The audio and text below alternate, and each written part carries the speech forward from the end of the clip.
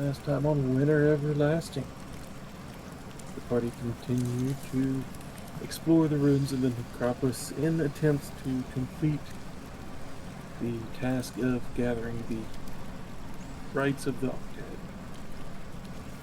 where you were met by Iriolarchus, the demi-lich who presides over the city. After a small bit of, it can barely be called charades when the other person has nothing but the upper part of a skull, you sussed out that the demi-lich approves of you being here, or at least accepts it. Letting you continue on your way. The party entered the Tower of Illusion. Salem had himself a small chat with the child. Inside the Tower of Illusion, you found illusions stuck in a loop. The last class of the Illusion School before the city fell, permanently playing on repeat. You were able to find the inscription, "Reveal your face to the sky." But as you were leaving, a laugh caught your attention, and using the true sight of Scriven Scry, you found that it was not raise your face to the sky. In fact, it was quite the opposite. Mask your face. Heading out of the Tower of Illusion and to the Tower of Enchantment,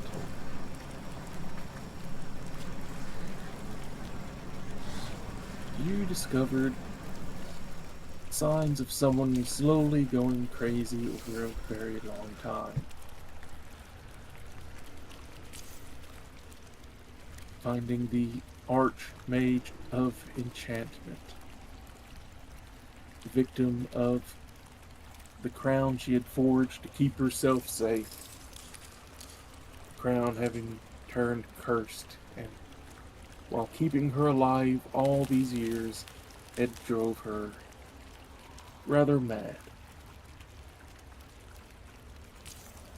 Tavia stepped up, taking the chance and removing the crown, was able to resist the urge to put it on her own head.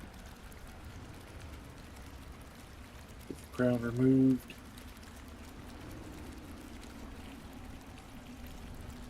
Devira asked for the crown to be destroyed before falling asleep. And once destroyed, sleep came more easy to her, as hopefully her memories will soon return.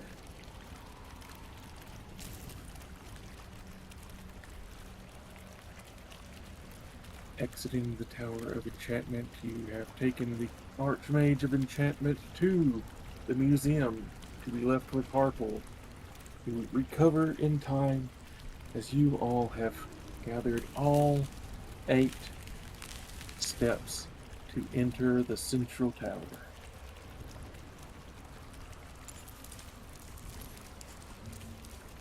So, What time of day is it? Because we had a heckin' journey.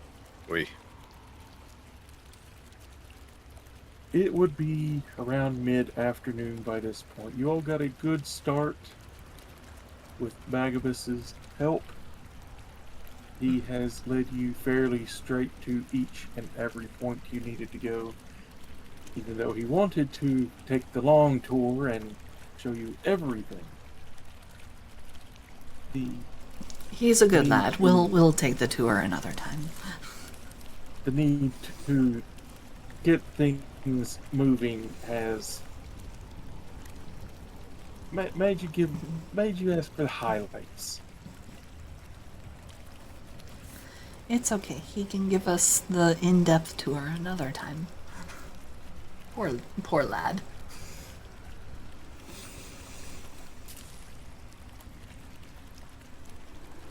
But yes, it is mid-afternoon, you would imagine. You could make it to the tower easily enough. It is right behind the museum. So if you wish to go there now and be in the tower before nightfall, you can, or you can have one more camping in the museum with Harple, her kobolds, and students of the Archmage of Enchantment, and hit it fresh on the morning. We haven't dropped her off there at the museum yet. We ended session before we could. Yeah, we were on our way to the museum. Right, that was the plan. Yes. Yeah, I was looking at the the map, only I was like, wait. the only reason why I brought up the time is that I'm down to just 4 spell slots, and I'm not at full health. And neither am I, and I've gone through my big spells and my little spells. I went through all my little spells just trying to be able to talk to everybody. 'Cause I don't speak Loras. Though my doctor does. So. Atropa's just fine. Yeah, well, that's what happens when you're a quarter caster. I've used up 2 first level spell slots. One of them was to cure wounds. Yeah. So I'm all for a long rest back at the museum. And introducing brain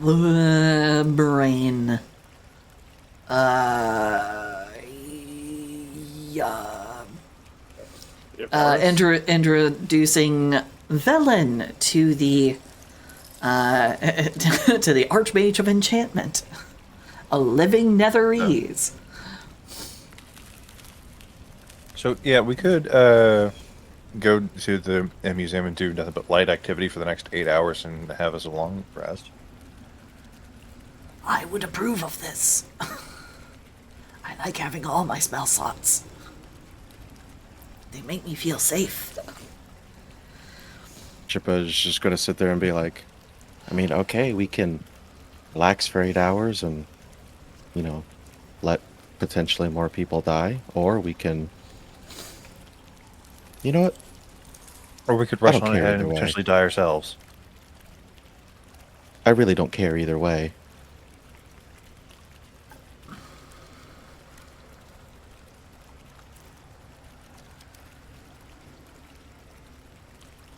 Well, clearly you do, spitting that much venom into what you're saying, but no, you want to go marching on ahead while the casters are not necessarily at their best?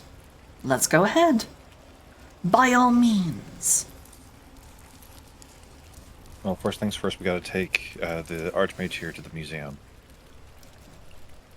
And we're walking. Yep. And we're walking. And we're walking. And we're walking. What is this, Lord of the Rings? Dun dun dun dun da da dun. Da da da da da da da da da dun dun dun da da dun. Okay, I've had my fun.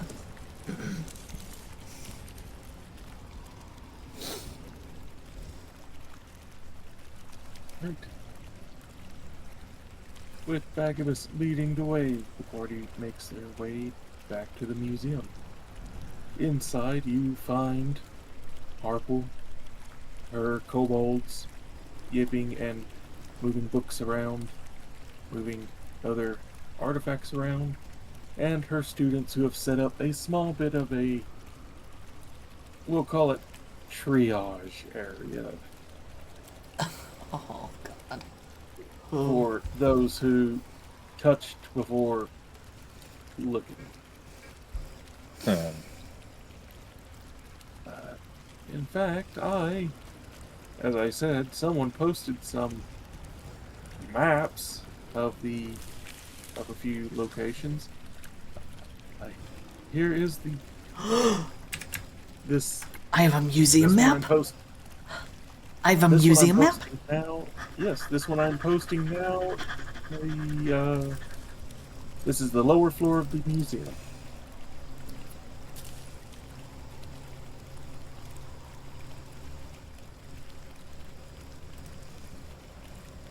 This would be the lower floor of the museum. That doesn't look like the museum.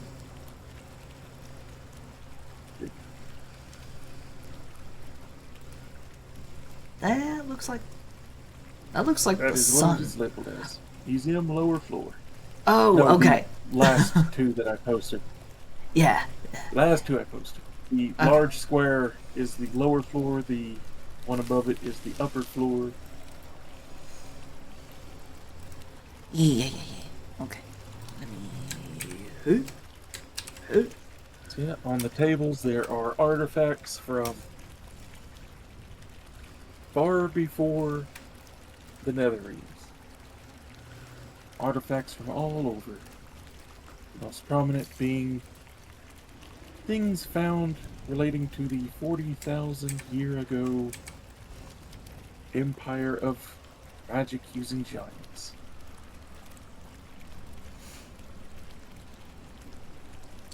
So where can I put the Archmage of Enchantment?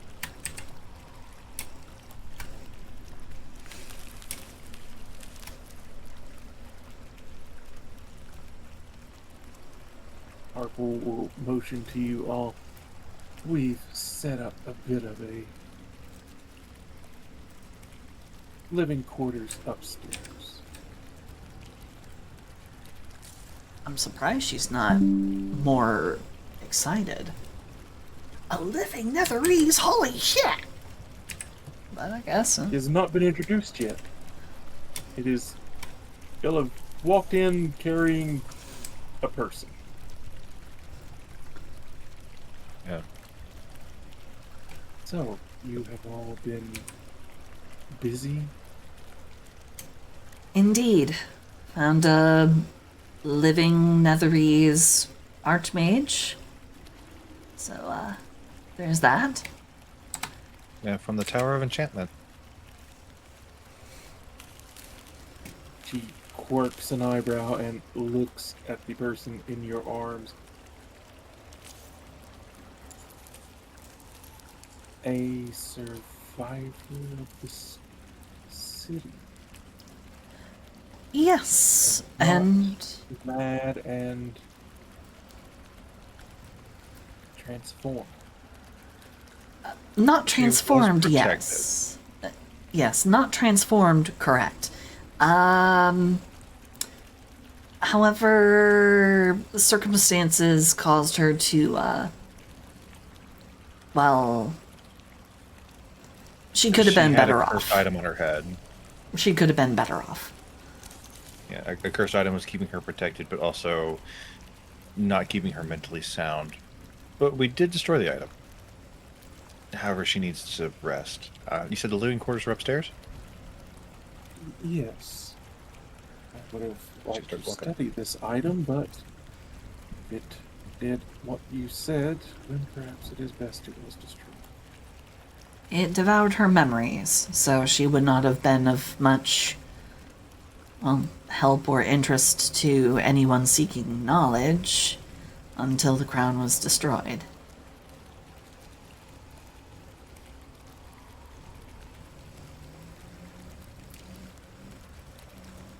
I will have many questions for her once she awakens. Bear in mind, she may not be in the best condition.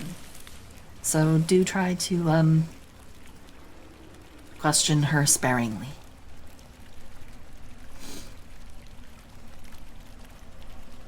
I would not want to distress any survivor of the city by badgering me.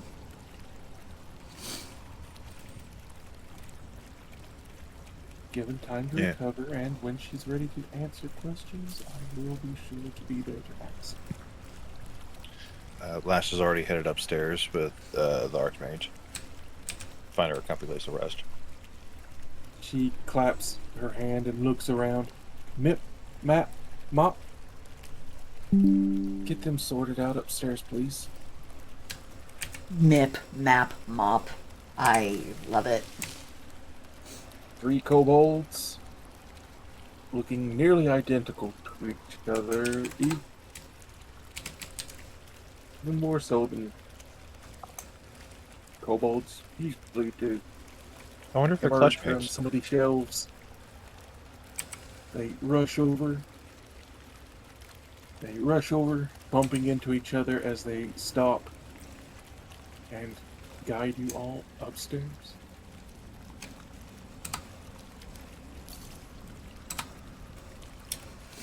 The upstairs has indeed been turned into a bit of a barracks. Shelves have been pushed aside. Tables have been set up. Blankets have been set on top and underneath to make makeshift bunk beds.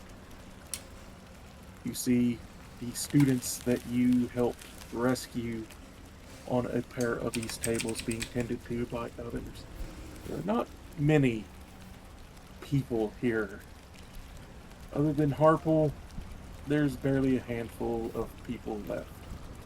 Mostly kobolds.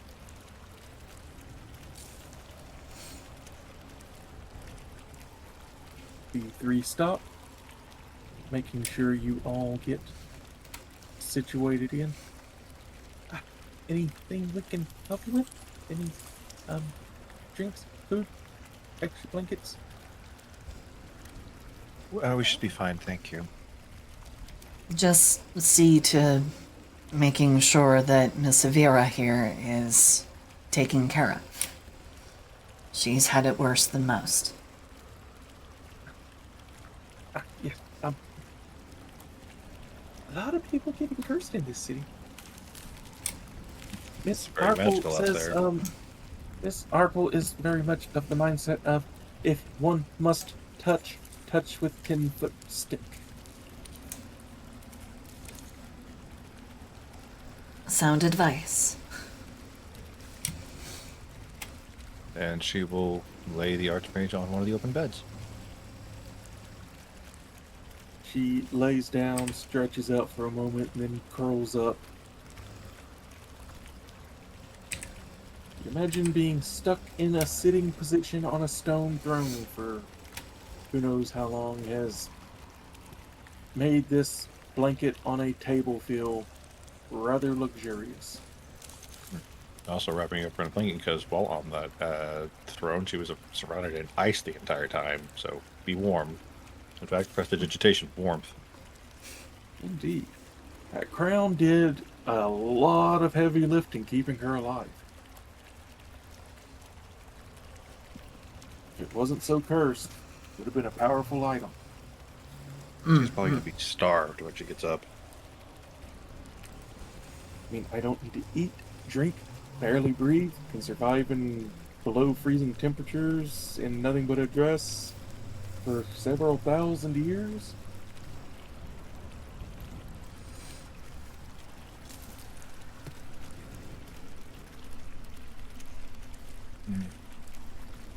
I'm kind of surprised, actually. Just kind of gently, like, brushing some of the hair out of her eyes. I thought their hair was supposed to be dark. She looks young, but she still lost the color of her hair. Maybe it was scared out of her. Maybe her age is catching up to her.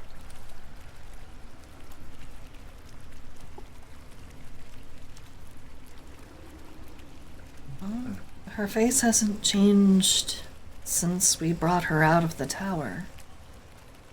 Magic, when it loses its effect, is usually pretty immediate. I don't know. I guess we'll have to wait and see. Still, quite striking for someone over 2,000 years old. I'll have to ask her for her secrets. I think we destroyed her secrets. Oh, I'm sure she upon getting her memories back, might remember how she made the crown the first time.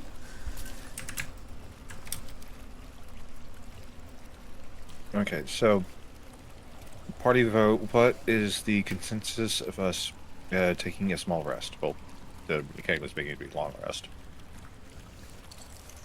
I'm of the mind that I would very much like to rest because I have used my most powerful spells already. I've used them twice. That's all I can do per day.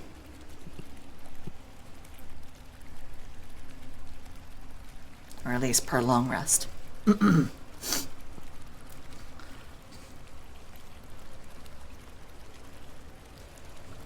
Atropa's Yeah, just meet the gonna rest. roll her eyes. Yeah, Atropa's gonna roll her eyes and just be like, fine, whatever. I swear to God. She's a young girl. Salem, how are you doing? Oh, yeah, no, I'm good. Take as much time as you need. I'll just use it to explore or something. Okay. Don't overexert yourself and don't get into any trouble. And Lass is going to find an empty bed and she's going to lay down. You can swear to your god all you want, but even your god knows I would have finished all this by now. By myself. Oh, if eye rolling could make sounds. But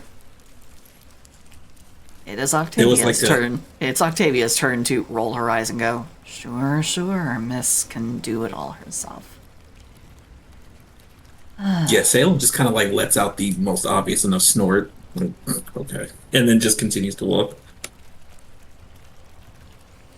I know that upper floor looks a little empty in that. I know, I'm sorry. There is an ass. They did add an asset of what's supposed to be in there. In that other room. I'll go ahead and throw it in here. This is supposed to be hanging from the ceiling in that Tagon room, and the floor in the center is open so you can see it from below. Why does the asset have teeth? That's one weird. That's one weird chandelier. That is a taxidermy pharaoh. Well, I'm not resting below that.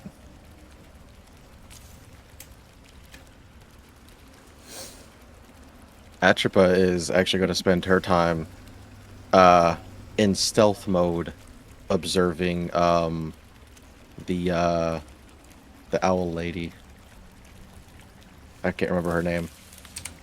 Vellum. Ida? I think her name's Velen. Vellum Harple. Yeah, she's going to spend a great portion of her time just observing, because she doesn't trust how quickly the party seemed to trust her with information after just meeting her. You So, assume she wants that to know- Octavia trusts her. Octavia Well, don't trust anybody. Well, It's- they're it's saying more she the was full of thing. Information. Yeah, like it's more so like so much information has been given to her for no with no no regard for consequences. We don't know who this person is. Yeah, but we didn't give her the last piece of information. Which, without it, she can't do jack diddly shit. So, Well, I mean, really, in the first place, she shouldn't have known we were here in the first place. So, Salem. But let's see that stealth roll, Atropa. I know I'm not the DM, but like alright. just trying to like poke stuff in the right direction. Oh no. Oh yeah. Let's get a stealth roll.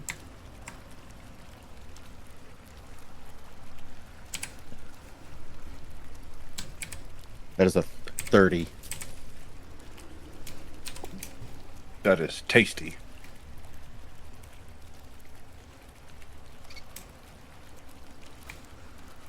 As I said, in that octagonal, good God.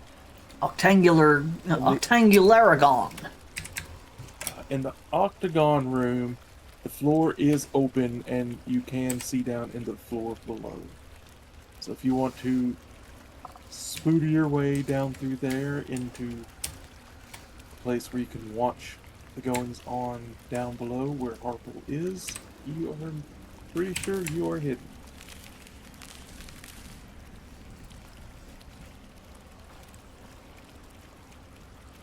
Down below, you see her kobolds skittering around, gathering up objects, artifacts, beginning to put them into bags and crates. As Harple moves around inspecting everything, occasionally stopping to take notes as her owl flits around the room, landing on her shoulder from time to time.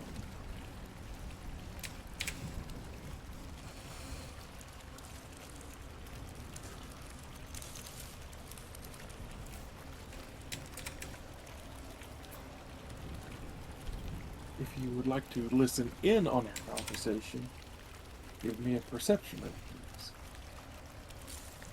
And I have advantage on those. Yeah. Wait, wasn't there something in the party inventory that would have helped that? I think we were, me and Papa were talking about it. Wasn't it some sort of like magnifying glass? I think so. The Arcanus Magnificent Magnifier.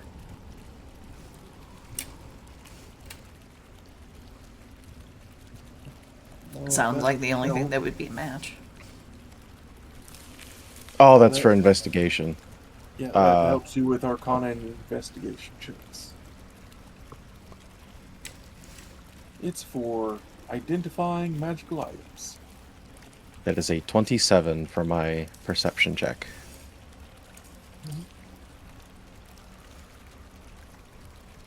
You follow around a bit, listening to her now and again as she stops at one table.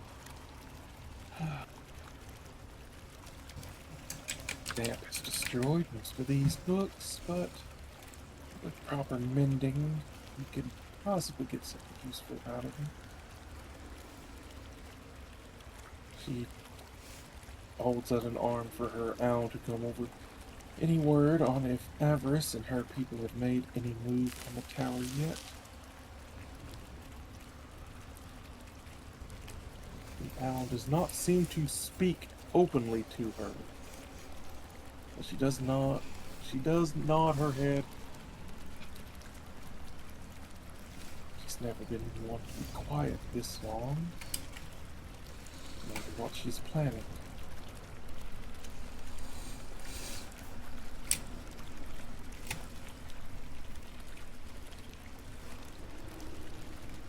She reaches up to give the bird a scritch.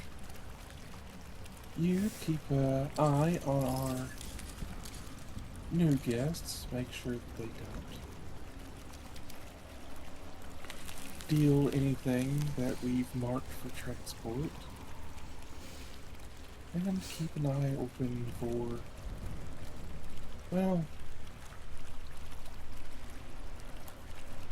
you know what they say about trust. We'll need to determine if they indeed are here for the reasons they claim to be.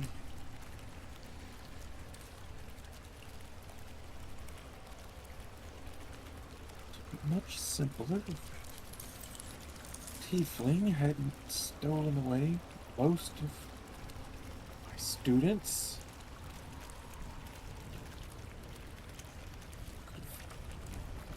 Proper search factors in the city and had this octad sorted by now.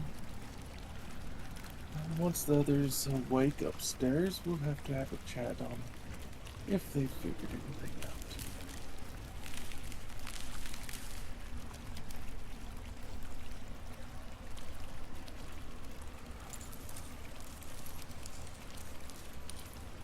dismisses her owl. It wings its way up onto one of the taller display pieces as she begins to move around once more, taking stock of items.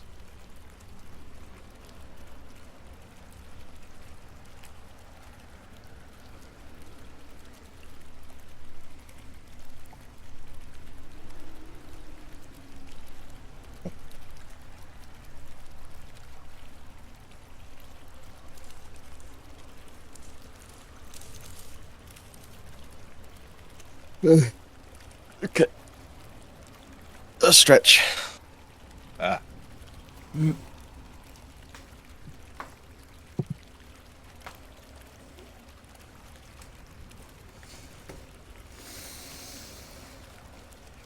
Yep, she doesn't seem to completely trust you all yet, but she's more concerned with this avarice person and for what they are up to. The albino tiefling. Indeed. Indeed. Leave on Yeah, like Atropa is not surprised about the whole trust thing because Atropa's the same exact way. So like that's the reason why she's spying on her in the first place.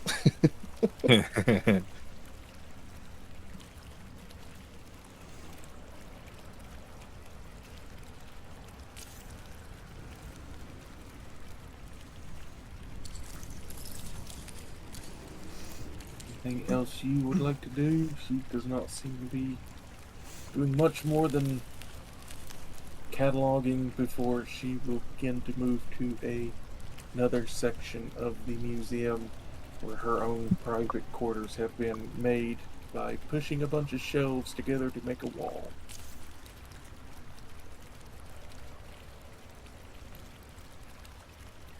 Uh, she's gonna be curious as to what's in the private quarters, because Atropa could probably guess that this lady knows, hey, there's a rogue in the party. So it's possible that what she told the owl had that in mind.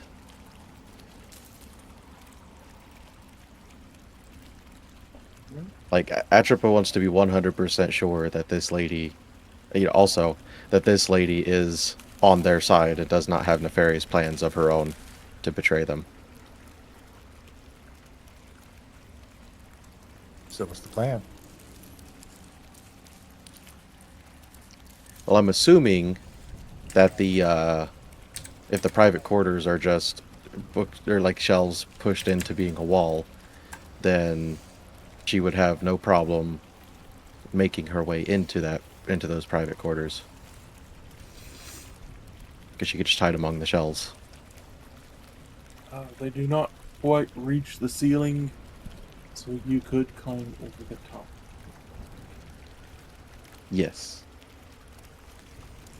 Just for everybody.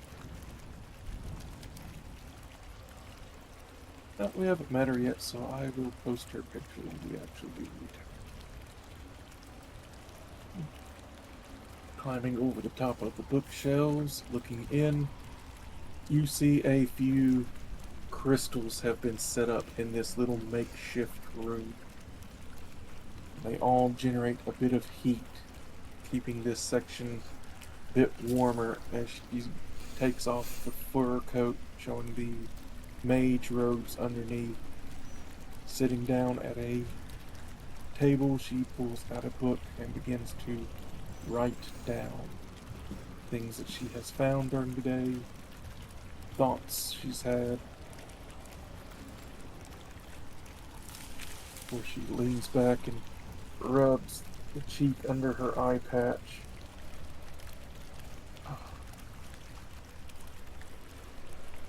One of the 8 leaders of the city is upstairs right now. Of the discussions we could have over what this place is like during her time.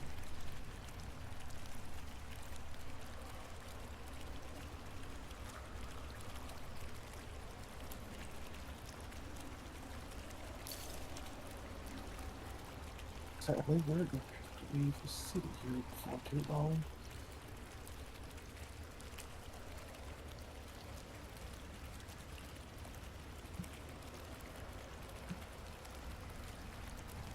But once we resupply, we'll make another go of it. That is, if we can get Avarice dealt with. I do not look forward to leaving her alone in the city for any great time.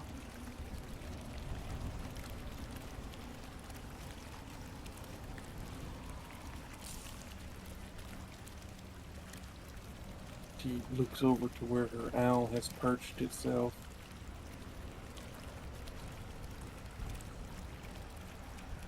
Can you just imagine what this place was like when it still flew in the sky? Oh, the sight it must have been. Magic in its purest form.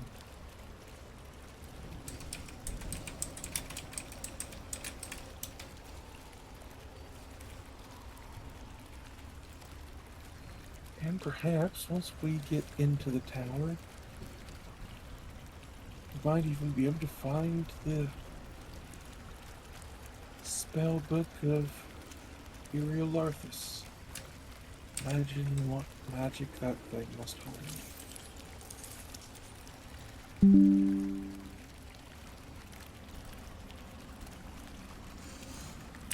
This city won't hold its secrets for long. Slow, methodical search, and eventually it will reveal everything.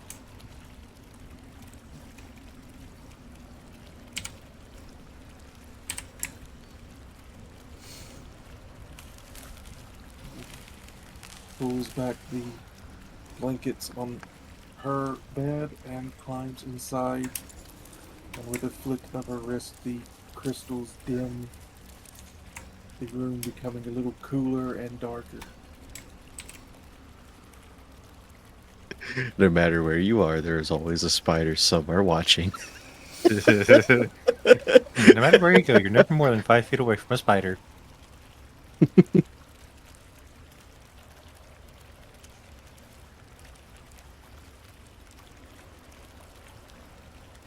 But upon seeing her go to bed, she's just gonna like, you know what? Can I make some kind of check to see if she actually falls asleep before she goes? Inside? Maybe? So it sounds good to me. Perception? That is a That way dirty you can see 20. if it's a- Ooh. She looks asleep. But now is her Alright. owl staring intently at you? It does not sleep. It sits there and slowly turns its head side to side, scanning the room.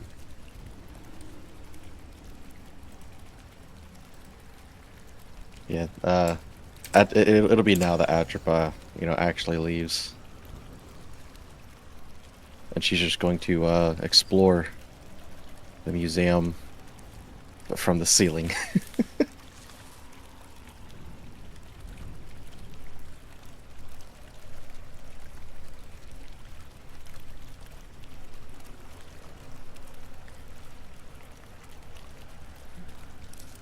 We explore Salem. Where would you like to go? Probably would not be too. He would keep away from the places he knows are off limits, but he is just taking just a walk. So, I don't know. Surprise me. A very enthusiastic walk. There are places in the museum that are off limits.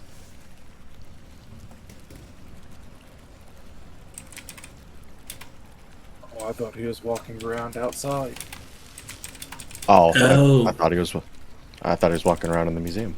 Yeah. No. He just walked outside. I mean, he just said that he was walking around. This is what I was Yeah. under the impression of. Okay. Clearing it up. He's walking around outside. The owl probably saw him walk out anyways. There you go. All right. Okay. You know, with it getting close to dark, it would not be too good to wander too terribly far.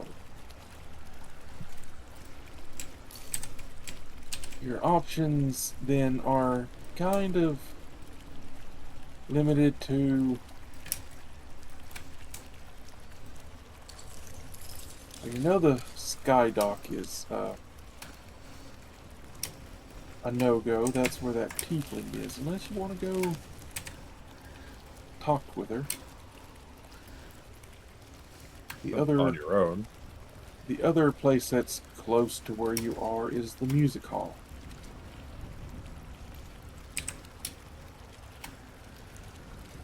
We'll flip a coin. Who knows? I might have some Bon Jovi.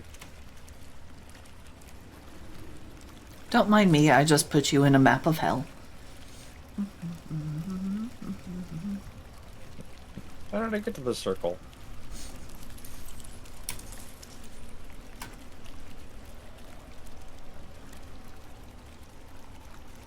Wait, hold up. I gotta edit that. They don't have D2s.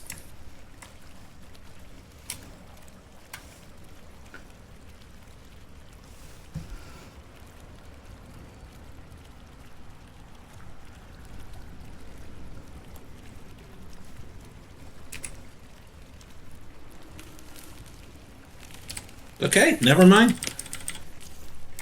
He's gonna go have a chat. Do I take the good option or the bad option? Fuck it, I take the bad option.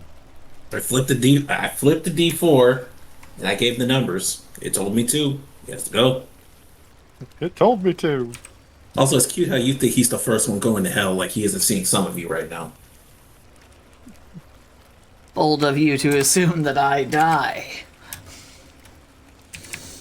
But anyway, Atropa's not old enough to be determined yet.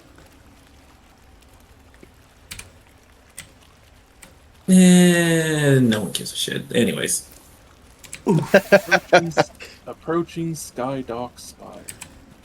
A tower more than 100 feet tall has a rotating glass chamber hovering above its ruined summit. 4 pointed pillars clutch the chamber's walls, giving it the appearance of a colossal floating crown.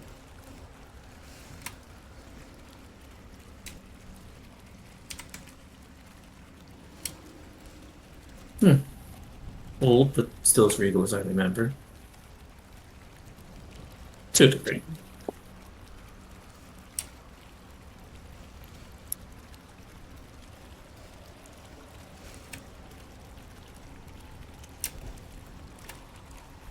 See, entering the bottom of the tower, you see what looks like once a magical elevator going up the center of the tower has crashed and is destroyed. But around the inner walls, you do see a spiraling staircase going the entire way up.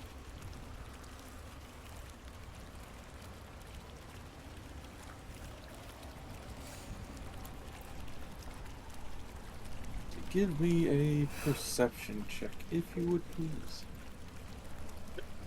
Let's see. Okay. Dirty 20. Dirty 20. As you begin to ascend the stairs, you take notice of statues along the walls. And they don't really seem to fit the architecture or aesthetic.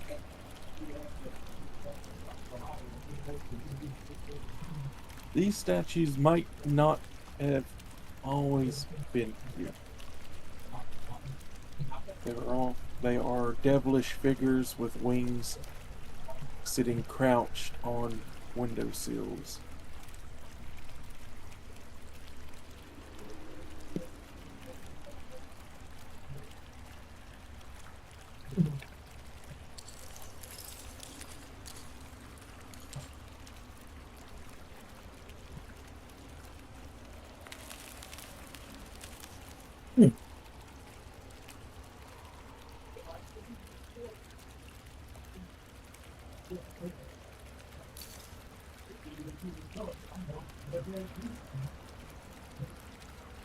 We'll keep proceeding on. But that's good note. Good to note. As you make your way further up, eventually you come to a door leading you into a different room. Again, it looked like there once was another magical elevator here that would take you up into the floating glass building above, but it is gone. Around you, well, you take notice that you're a little bit surrounded. Ooh, how many is it this time? You see 3 people in wizard's robes. You see 7 people in half plate. Swords drawn. Below you, you hear the sound of stone moving.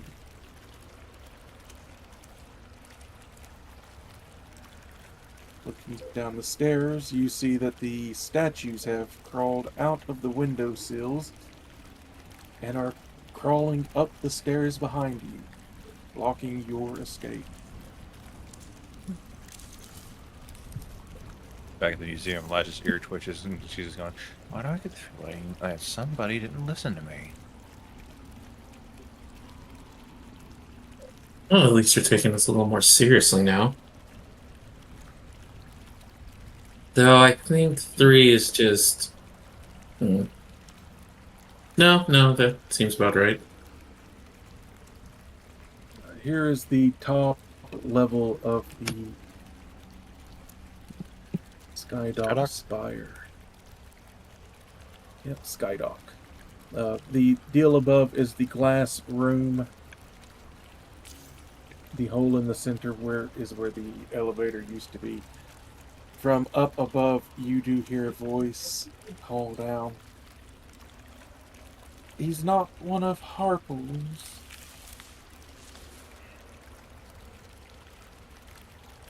I don't know who you are, but I will give you a few moments to tell me why I shouldn't have my gargoyles throw you off the side of the tower.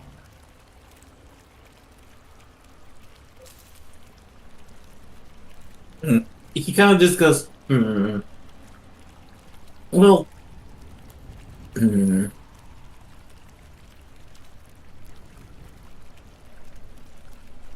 No. I like leaving Now no I will surprises. post a picture of. Now I will post a picture of Avarice and her loyal gargoyles, Gurgle and Gargle.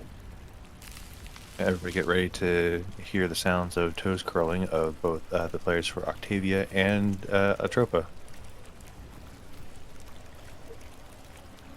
So there is the albino tiefling Avarice. Gurgle is the large one, Gargle is the smaller one, and on her shoulder is her raven, Glim.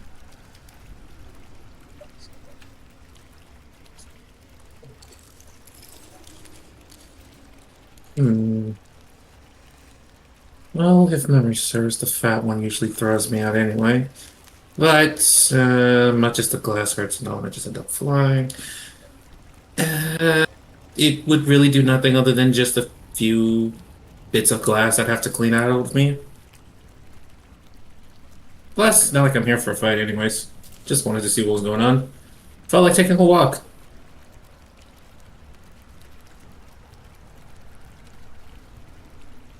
Salem just telling the world we're He's an here. idiot.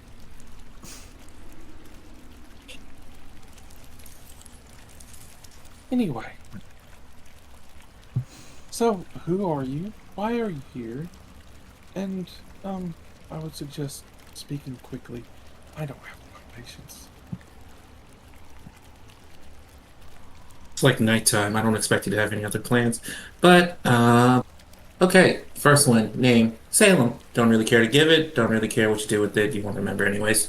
Second, why I'm here. Like I said, frankly, I felt like taking a walk, and it was either come to here, see about you and what was going on in here, or choose the music hall. And frankly, didn't feel like up for music today.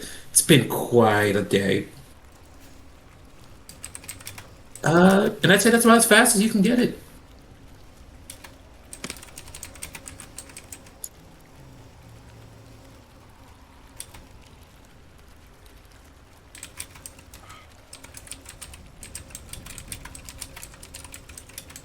Wonderful. Truly is an idiot.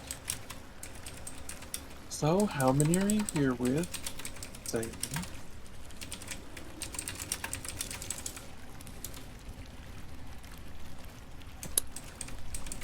You do realize I'm going to choose not to answer that, right? Shocker.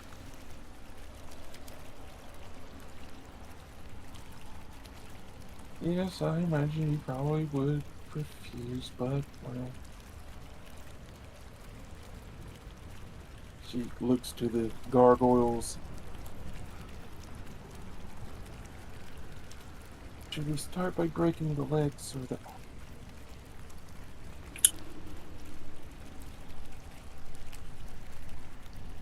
Okay. I'm going to stop you right there. Because so far, you're like the third person that keeps trying me. Well, four if I count one more, but she actually has the power to kill me. Potentially. That is not going to go how you think it will. I'm not going to die. Most of these guys are probably going to end up a good bit injured. Especially these ones with the swords. Like, seriously? Like, are they even magical? Like, he actually, like, flicks his finger at, like, one of the swords.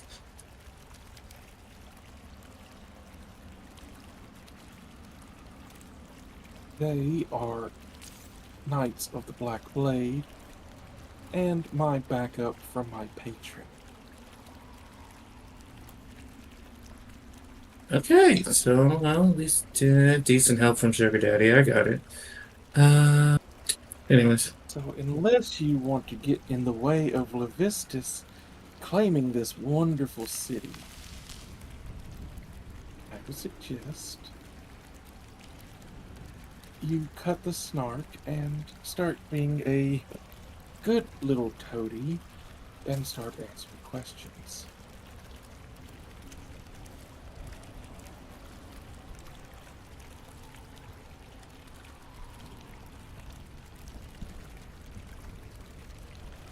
You know, I like this. So, tell you what.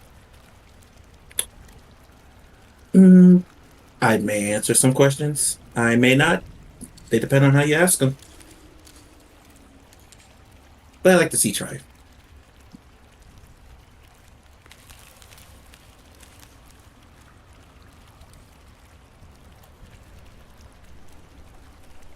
Now, how many are you here with?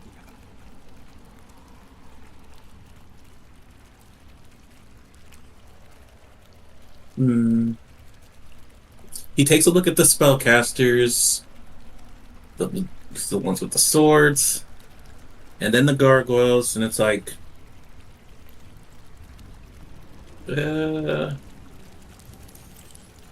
I'd say enough to know that this would be just about, let's see, about a 2-minute setback into things. Maybe 3 if things get a little lazy.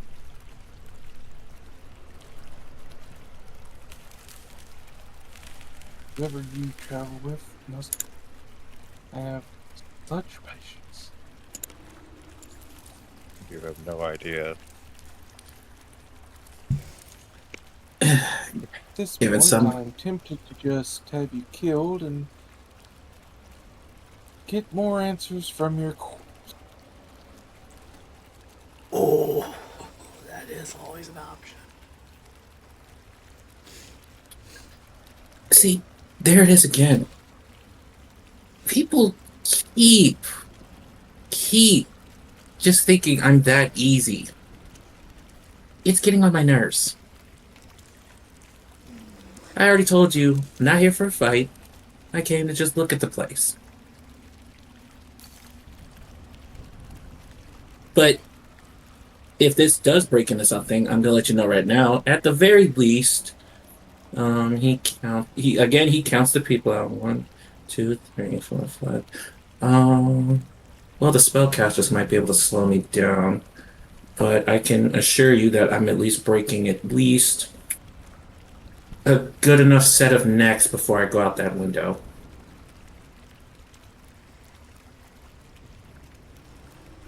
So, try another question.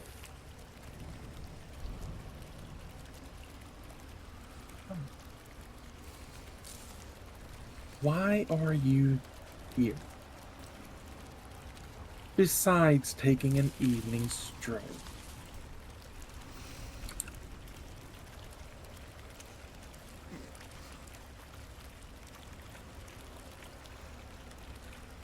Well, I want to see if you did anything different this time around. And judging from the room, not so much.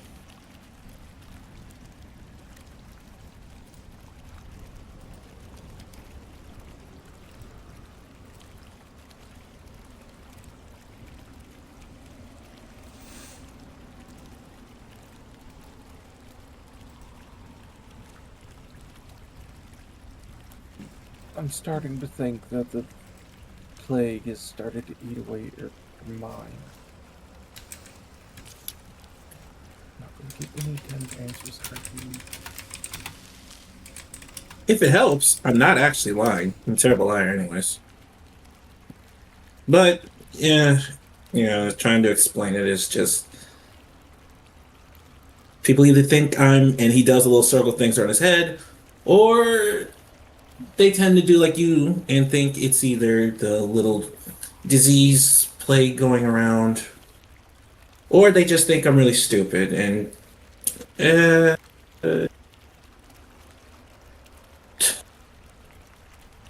nah.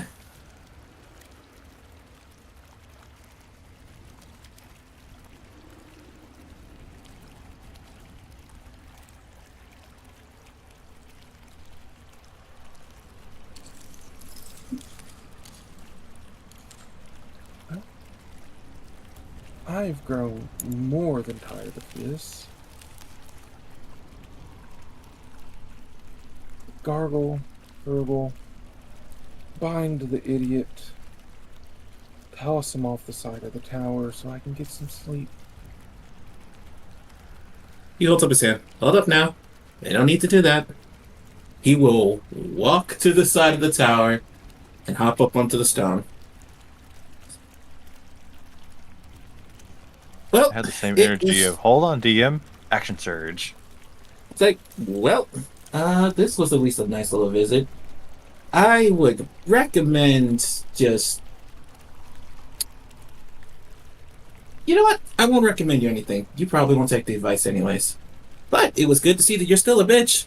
Does like the 2-finger salute, jumps off.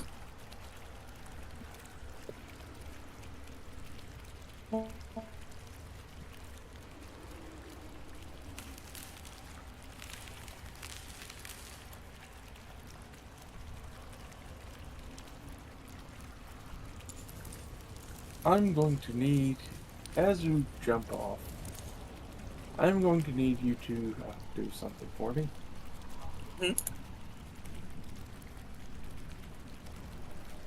I'm going to need you to make me a dexterity saving throw. Oh, damn, I was hoping it was going to be a con save. I was hoping he was going to Is get this- targeted by Vortex Warp.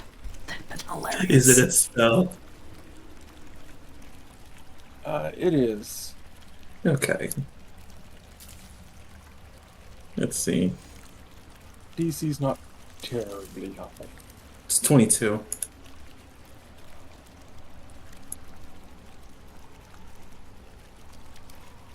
Alright, so you passed the DC for her fireball. Do you have anything to reduce the damage other than just taking half? I don't think I'm that level of monk yet for that. I think evasion 'Cause it's is usually level 6 six- for monk. 6? Yeah, no, I'm just one level short. Hmm. That's Well, fine. So instead of 30 damage, you only take the 15 as she launches a fireball at your back.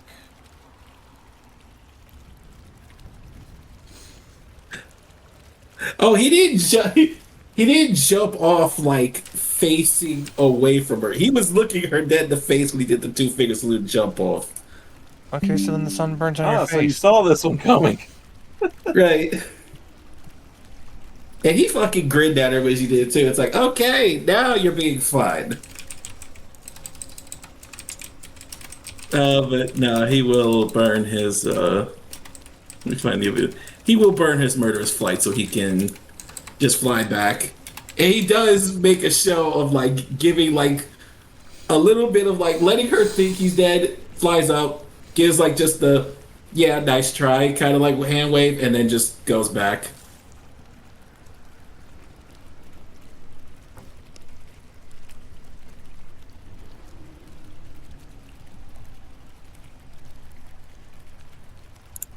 So you return to the museum?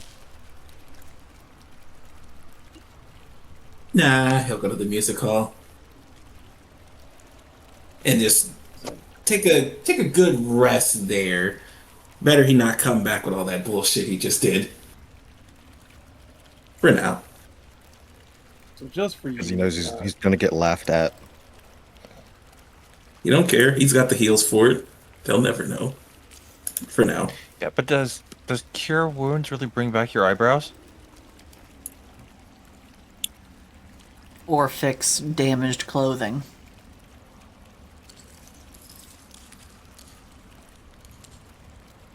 Few scorch marks here and there. They'll be fine. And those will buff out. Little bit of spit and a rub, and those will buff right out. Not a problem. Right, yeah, Send you yeah, trouble. yeah, yeah, yeah. Send you in something in private. Yeah, I'm pretty sure except for like top 3, he would have been okay. I genuinely think he would have been okay.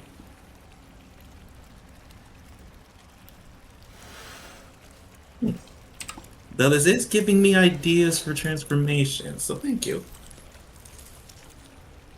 We'll say the Knights of the Black Sword.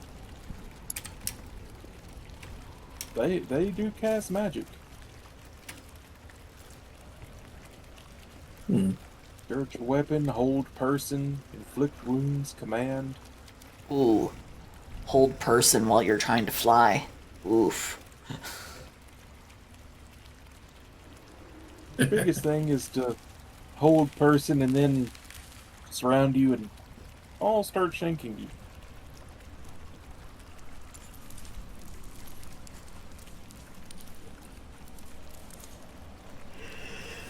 Yeah, okay. They'd have to work first. So, there's hopes. I mean, enough of them cast. One's bound to succeed. Right. Oh,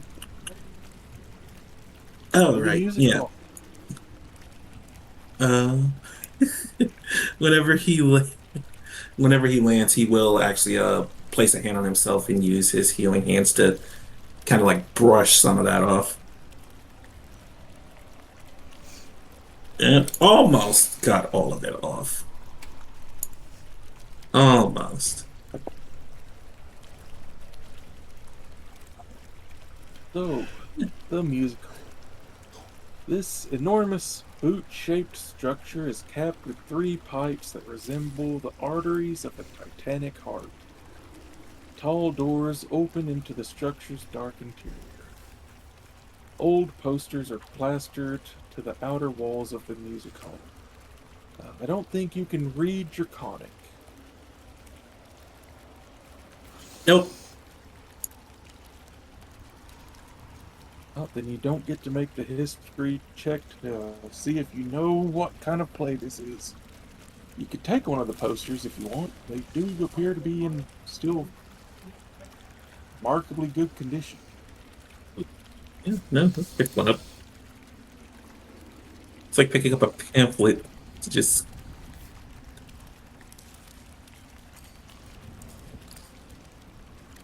Right. Entering this grand music hall is a glitter with ice, and the floor underfoot is strewn with the crystal shards of fallen chandeliers. The frozen corpses of the audience lie strewn among the tiered seats, their expressions frozen in rapturous adulation. On the stage, cadaverous musicians slump over their shattered instruments.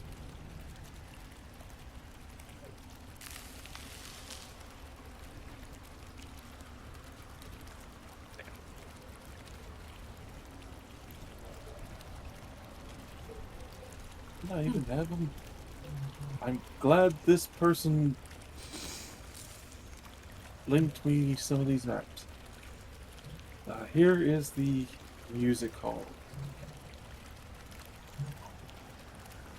But yes, all the frozen bodies, their faces are frozen in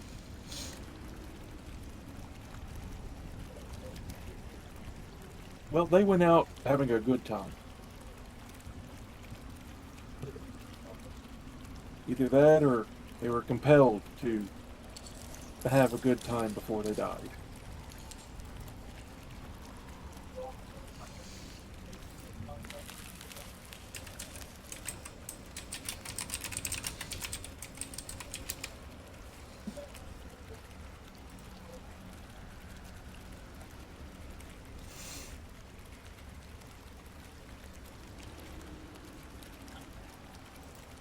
If you enter further, you will see on the conductor's lectern his conducting baton.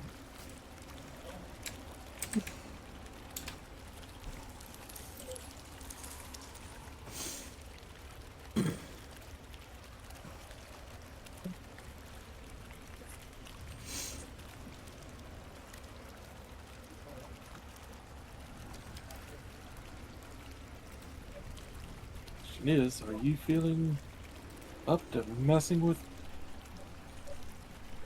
what could be magical music? Is anyone else like in the room? Nope, just a bunch of frozen bodies. Take a look at Frozen something for a minute. audience. The frozen audience and the frozen bodies of the performers.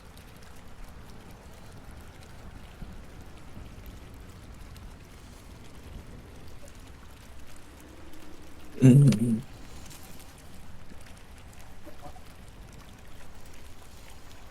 Yeah, he'll pick it up. Just you. Right.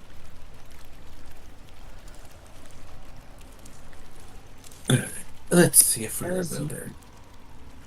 As you grasp the baton, the hall goes silent for a moment, before beginning to echo with the sounds of instruments being tuned. And on stage, a spectral orchestra materializes.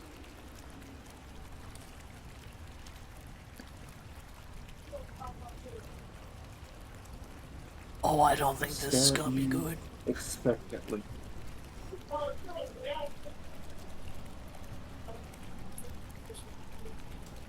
Outside, in the museum, this place was designed so that any music played within could be heard broadcast throughout the city. So in the museum, you begin to hear the sound of instruments being tuned and prepared. Oh, what the hell? What the fuck? Is this a regular thing? Is this... What the hell?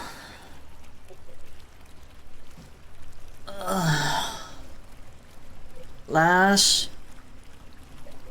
Lash, are you messing with music of some kind? What's going on?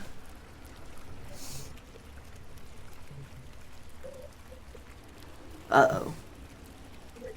Is he still... Welcome back. Ah.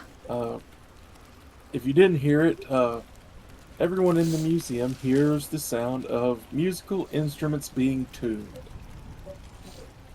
And I have just called out to you from across the room, and I'm going, Lash, is that you? Are you doing something with an instrument, with music? What's going on? No, the only instrument I have is a flute, and you don't have to tune that.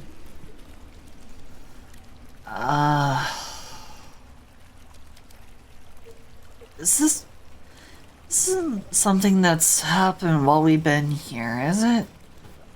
Well, this is definitely a first. I'm gonna go check in with Vel and see if she knows what's going on. It's just starting to get settled in. Don't. Walking down the stairs, Make your way walking down the downstairs. stairs. Salem, the band is looking at you, and in the crowd behind you, the ghosts of the audience appears in their seats. Make a performance check.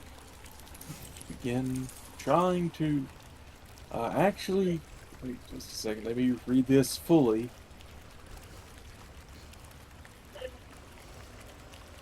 Character knows what song is being played, have advantage on the check. So, yep, this is just a flat performance check. Oh, mother gonna die. Lash will get up from her bed and head to the window to see if she can spot anything weird happening out in the city. Excuse me. You do see something weird. You see what looks like musical notes formed of smoke floating up from the music hall. Yeah, I burn a die of fate. Go for it. Yeah, we are just Eyeball. gonna run that one back with advantage. Fuck that. Wow. Okay. Well, at least we're getting the bad ones out of the way. Yeah, get absolutely fucked. Well, charisma is not his best in this category. Oh no! It's okay. It's like the person who's trying to do a performance thing isn't doing it with the bard present. Oh no! Oh, Or the charismatic whore. Do you want to earn another, or do you want to experience what happens? Fuck it. I'm never using. Fuck it. I'm never using these things. I'll burn the last one. Oh my god. Okay. A little better. Could be better, but it's not the worst. Could be better. The DC's 15. Oh, ooh, boy. Fuck it. He got close. So the first checks have failed. As you begin to conduct these spirits, you don't get music as much as you get wailing shrieks. And Oh, we can all everybody hear in the that? museum, everybody in the museum, you don't hear music, you hear cat being swung by tails, screeching, nails on chalkboard, completely out of tempo. Oh. Why do I get the feeling our missing party member is behind this? I'm sorry, what? What did you say? What? I mean, technically, there's two missing party members. Yeah, there's two missing party members because Atropa's exploring and then is not in the room. Downstairs. This is true. Downstairs, Harple is up yelling at kobolds to look out all the windows and see where this god awful sound is coming from. Which I would just like to put that as soon as he's hearing that chalkboard shit, he is putting that thing down. It's like, nope, nah. You Valen. put it down, your Valen. fingers won't open. Ah, Oh. fuck. Yeah, the smoke's rising from the music hall. Use- Lash is grumpily storming past towards the You door. use it. Oh, fuck. Okay. We'll be right back. Oh, gods. Can't get any fucking rest around here, motherfucker. Now the two bad Make bitches are another the two mad performance bitches. check. He's gonna. Okay, roll it. Okay. You know what? That's not bad. But was the DC for this one higher than the first? Especially since you failed.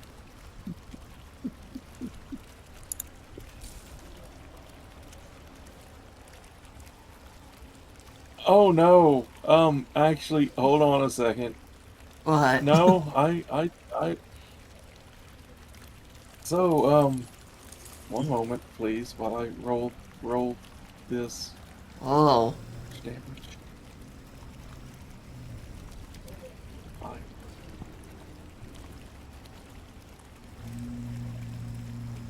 So, on the first failed save, or on the first failed performance check, the sound hits you like a wave. And you can feel anger, Disappointment. and antipathy coming from them. And you take how much? 24 psychic damage. Oh no. Okay, gonna heal that off later. Oh, wait, shit. I fucked that up. Hold up. There we go.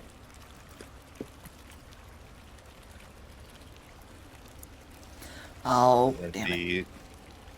the second performance check was a 16. Well, I think boss said the DC was 15 originally, so hopefully it that was doesn't for the- increase. that was DC the is first 15. one. Okay. Okay.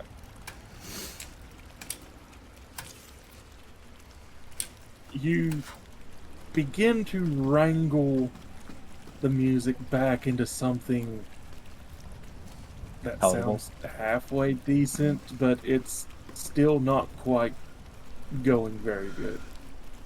But you don't take any more damage. Atropa is beginning her way towards it.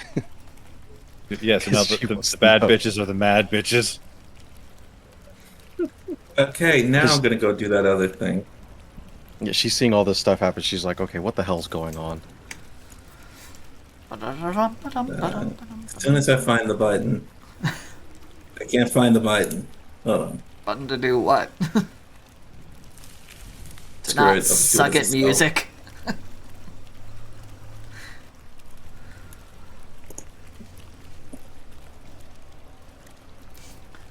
I don't know if. Wait, can you see self rolls, Tom? I believe so, or I think you can roll it to DM. Yeah, roll Okay, rolls 'cause again. I- BDM. I'm gonna take the screenshot and where's.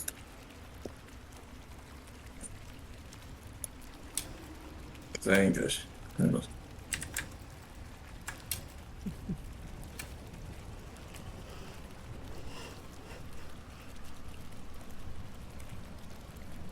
Oh no, it's like the person who shouldn't be trying the performance check is trying the performance check. Oh, let bards is do why their Harvard job. teaches her students not to touch shit.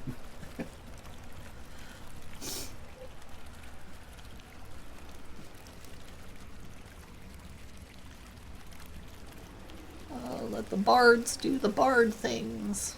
It goes so for much the rest better. of you, as you get, so for the rest of you, as you begin your approach to the music hall, Mm,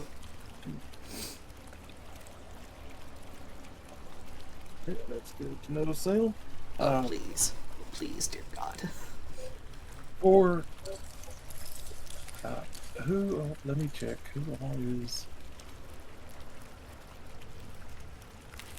efficient with performance? That'd be Lash.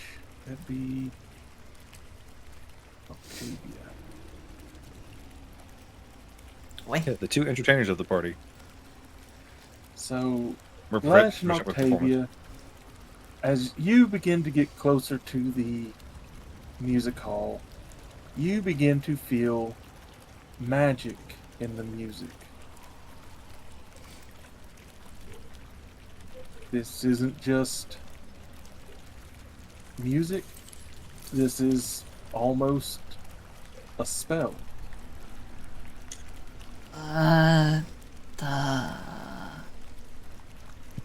Huh. When you enter, you see the ghostly audience sitting almost frozen watching the stage. You see the performers seemingly frozen on the stage.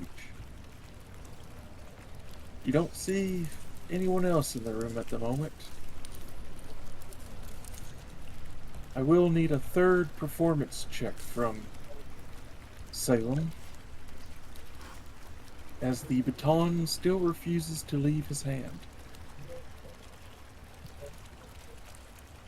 So, He's like as glaring we at that make thing like you son of a bitch.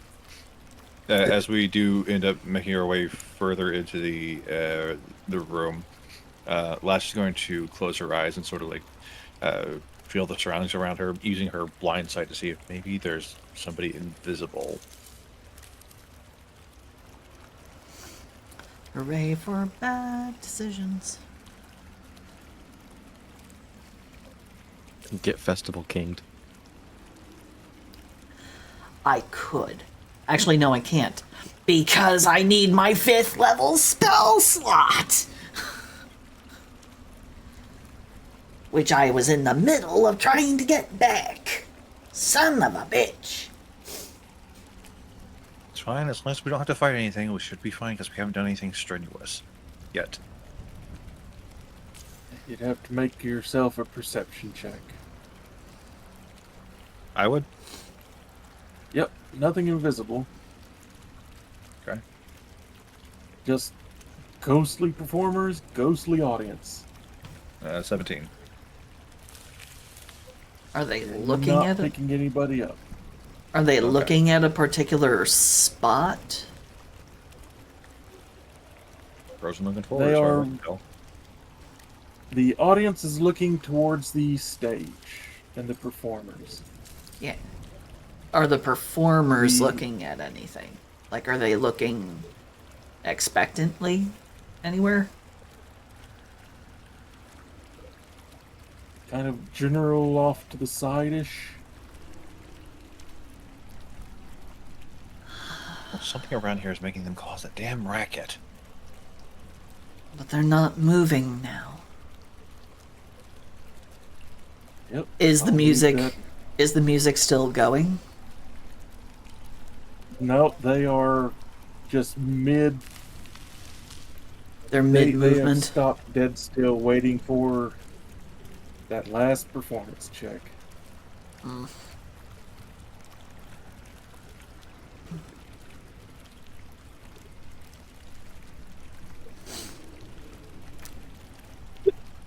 Good lord, this is not gonna move. I know it.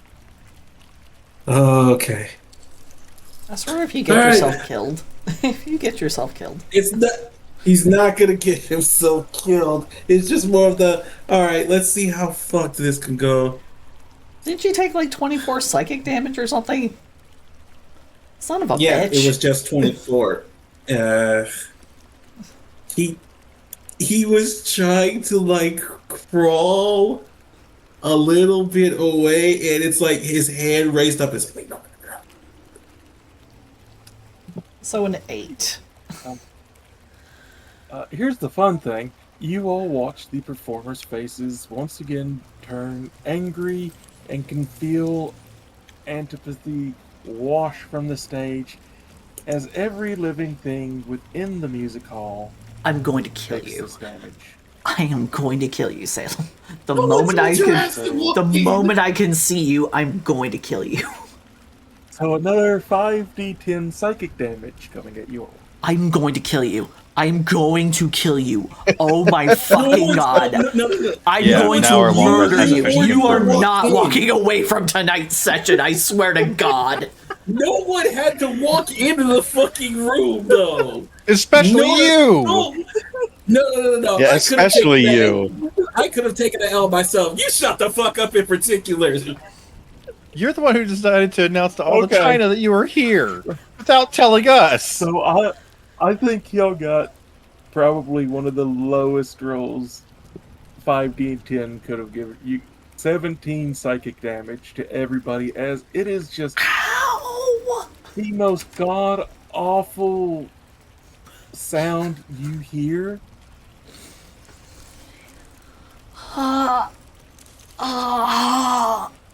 Oh gods. And with that, the music baton fades from your hand, Salem, and reappears on the lectern. Do we see him now? You don't see him, but you do see a music baton appear on the lectern.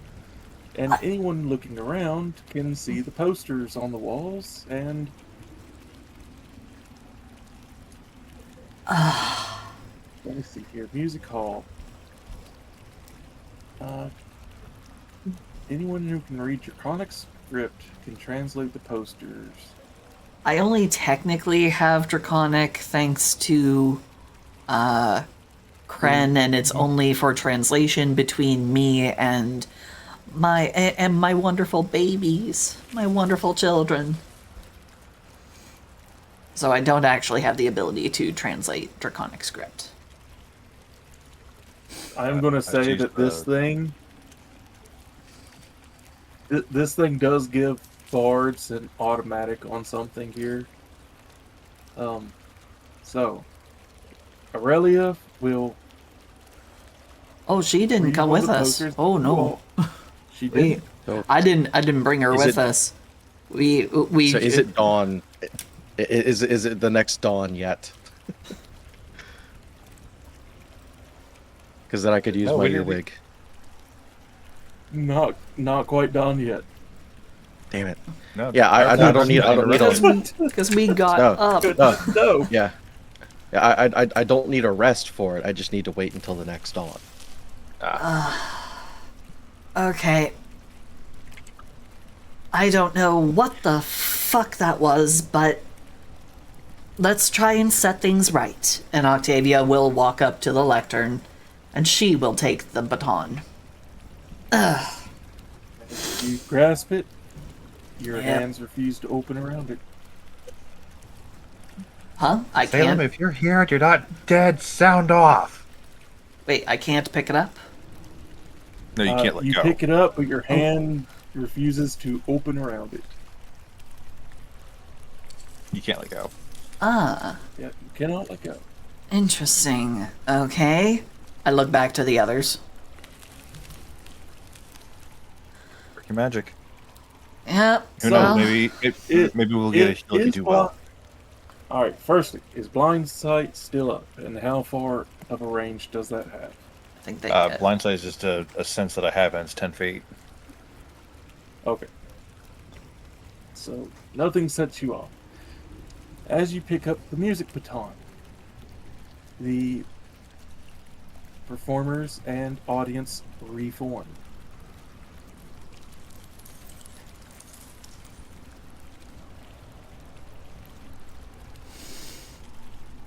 Okay, let's take this from the top then. I haven't had to brush off these skills in quite some time. As-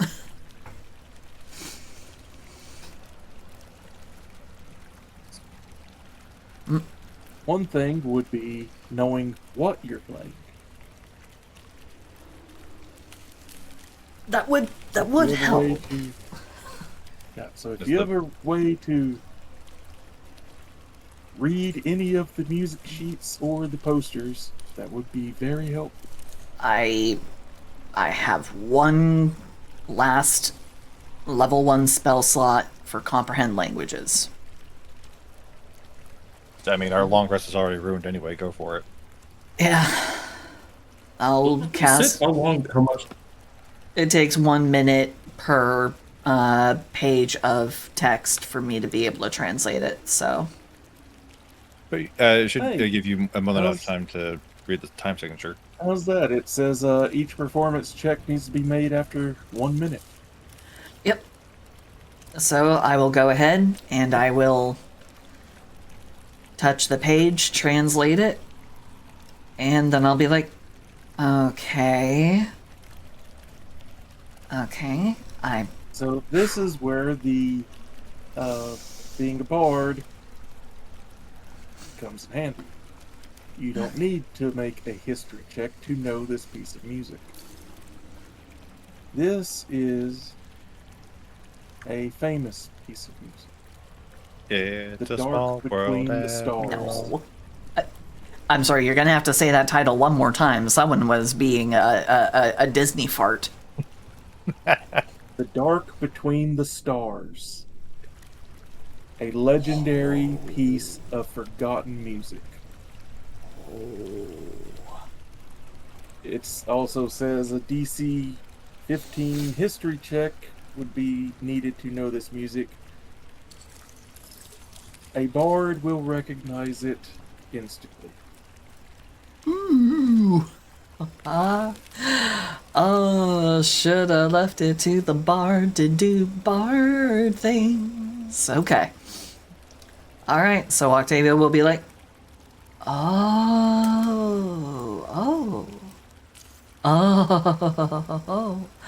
And one. Oh, this is a delight. And Octavia will go ahead and she'll. And a 1 and a 2, and she'll start. Give that performance check. Salem, you are safely away. That's a 31 for the first check. Knocked it out of the park. First successful check. The orchestra launches into a hauntingly beautiful performance.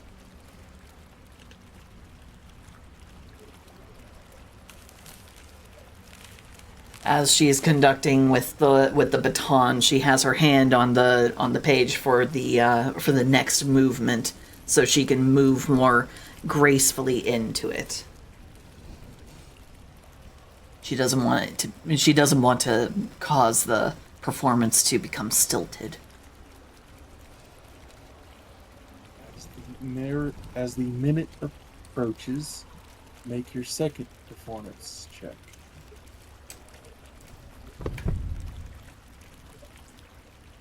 $18. I rolled a 1 and a 5 on that one. Fortunately, I've got advantage on all charisma checks. And you're a bard. That too, that helps. The performance, I music- don't have expertise in. The music picks up, and everybody in the room experiences a falling sensation in the pit of your stomach, as if mirroring Yithrin's downfall.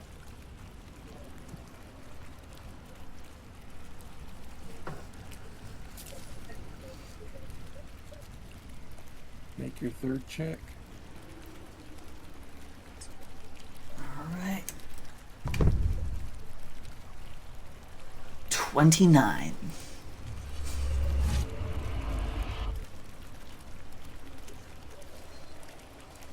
You bring the music to a crescendo.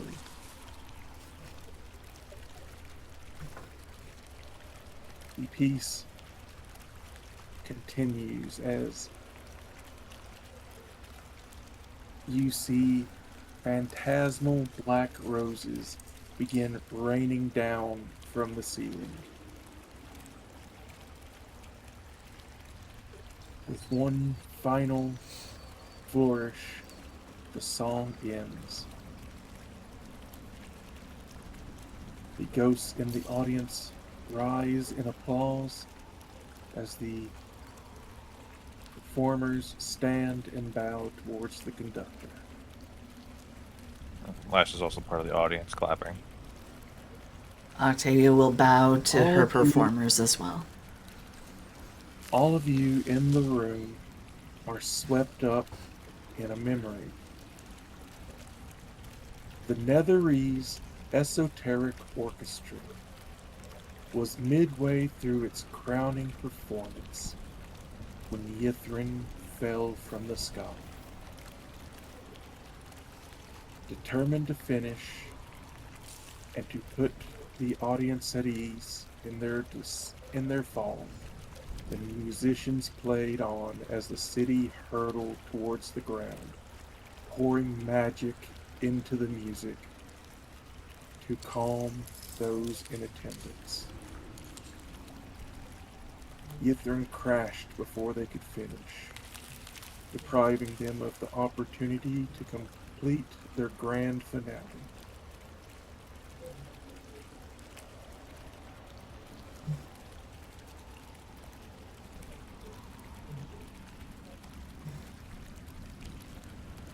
In their final moments, the Netherese Esoteric Orchestra gave peace to those they knew were going to die.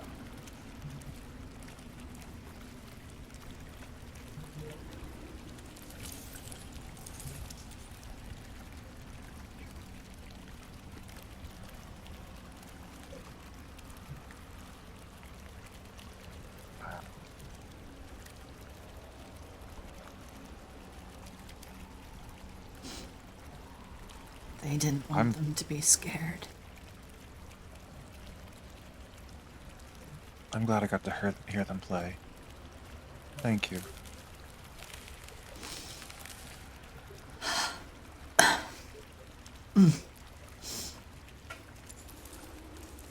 Tavia, in your hands, where the baton was, you hold a black rose and the rolled up music piece for the dark between the stars.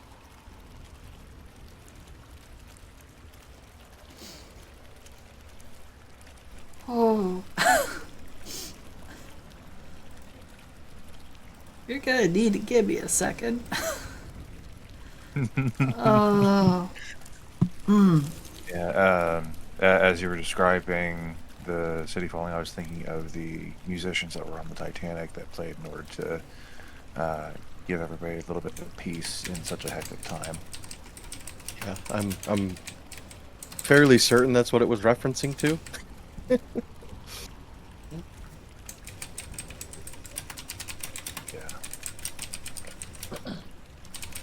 But Atropa is gonna mildly ruin the mood here with a question of her own.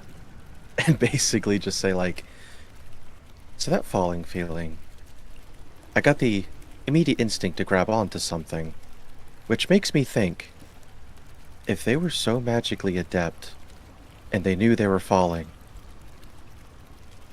how many did not use Featherfall or Levitate to stop themselves? Oh wait, that's right, there was no magic. Yeah. Was there magic during the fall? My goodness. They couldn't grab onto anything. Because it was falling too. Don't mind me. I'm just thinking not like a spellcaster.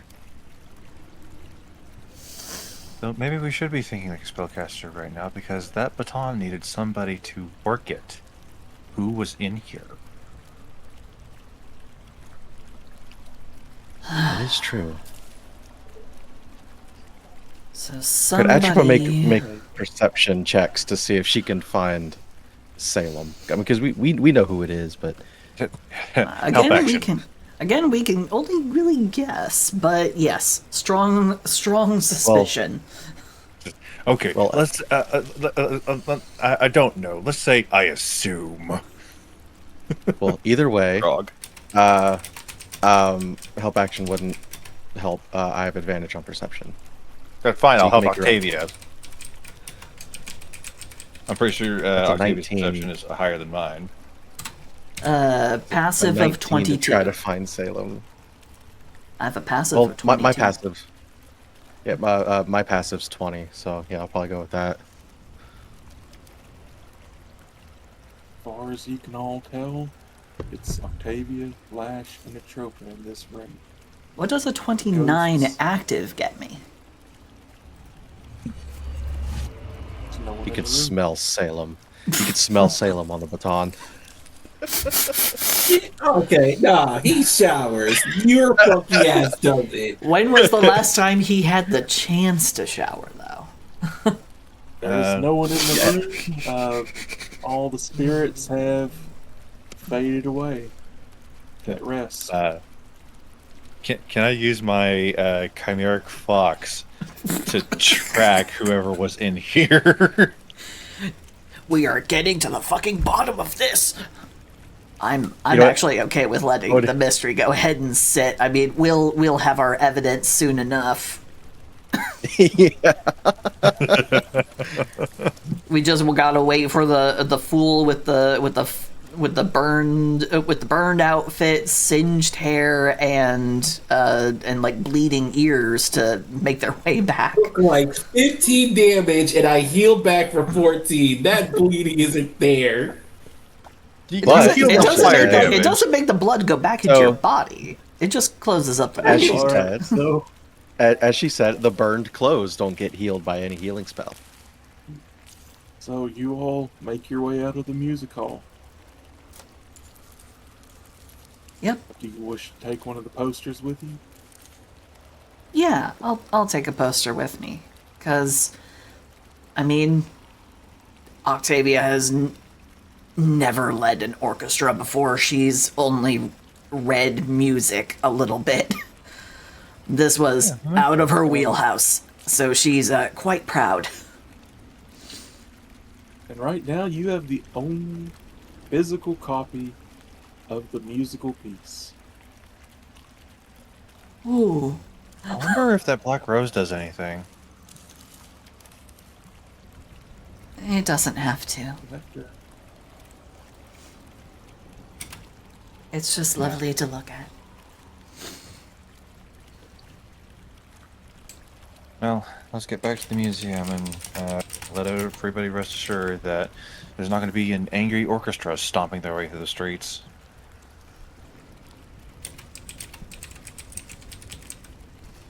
Indeed. Rolls up poster, puts it into her bag. Gently, gingerly, into her bag. Make your way back. See, Miss Harple is in her furs, has accounted for all of her people, is looking at you all. We heard the music stop. I imagined you saw that. Yes. Well, kind of. We didn't It- find who was making the racket, but Octavia led a beautiful performance. We heard. It was actually the last performance of the Esoteric Orchestra. As the city fell.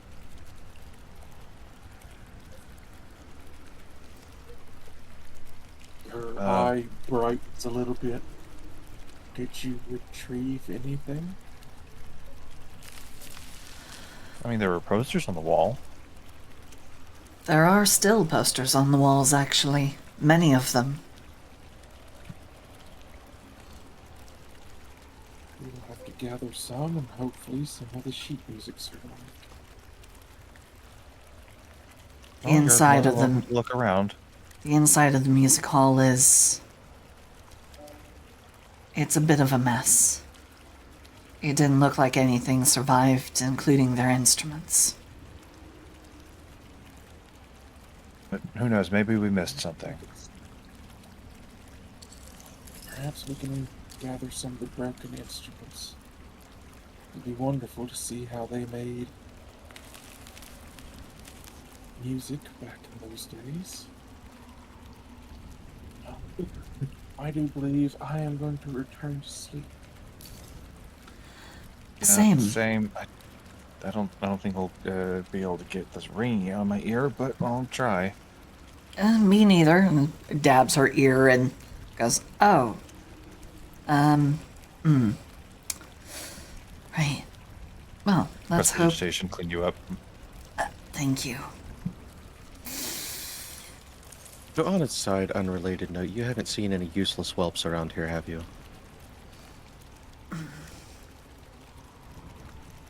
No, all the Nothics go to sleep about this time, don't they? How I'm dare talking you? about the Bagabus useless- is a darling.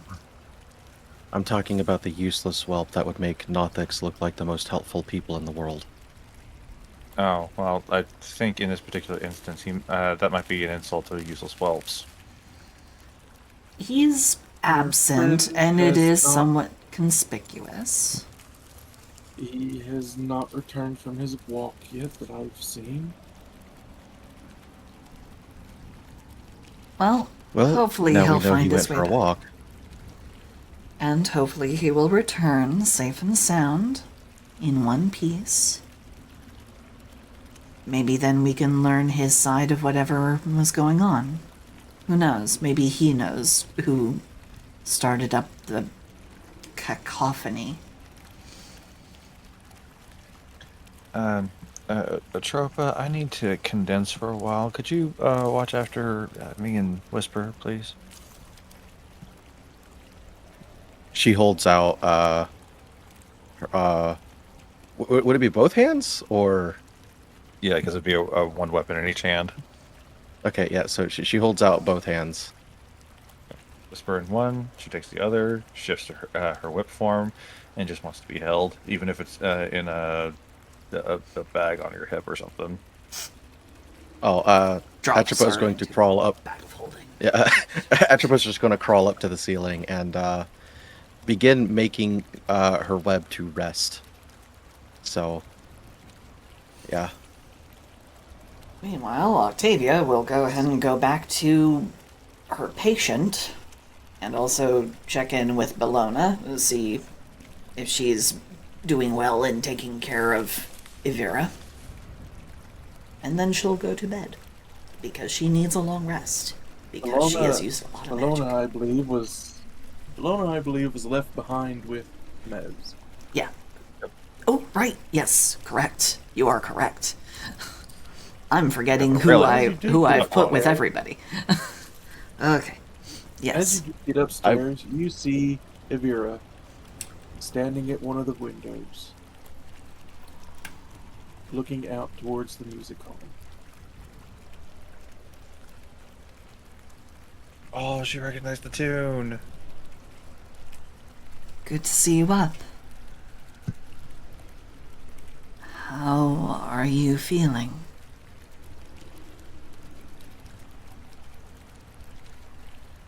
Like a Tarrasque has run through my head. I imagine so. The crown did quite a number on you. He reaches up to touch at some of the bruises that the crown had left.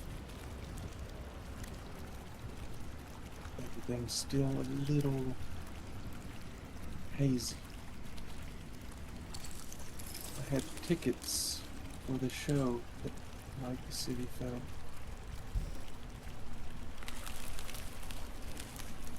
As much as I hate to say it, it was probably better that you didn't go.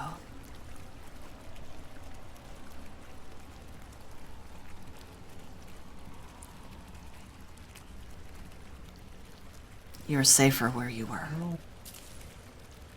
How long has it been?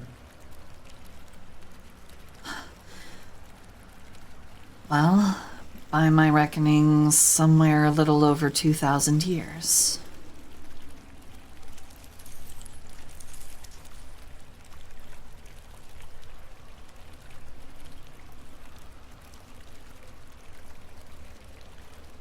lifetimes and lifetimes.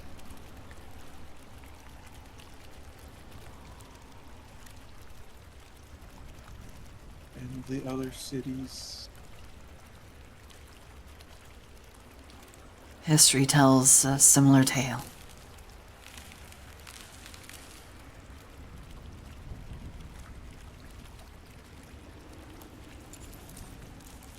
that doesn't exactly make a lot of sense.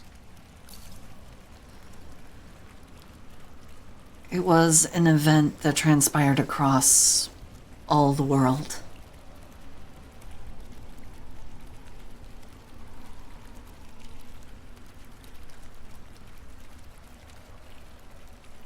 She turns and looks to you. Across all the world, Yithrin fell because of the spindle. The spindle. It wasn't.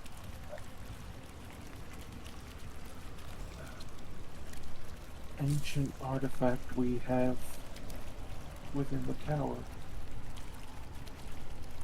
from an ancient race of giants who fought dragons before elves and dwarves even existed, before their gods even made their way to this world.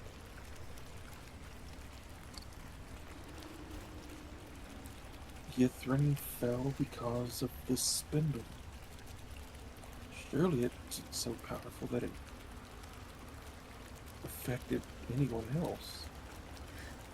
else. Briefly, DM, am I remembering world lore incorrectly? Where No. it was the casting of 10th level magic that caused all kinds of fuckery. No, you're remembering that right. Which means The casting of their the 10th city levels. fell- Oh. Maybe that it had a means cascade their effect. city fell before magic fell, Ooh. which is why they thought help was coming. They have no idea that magic had stopped for a while.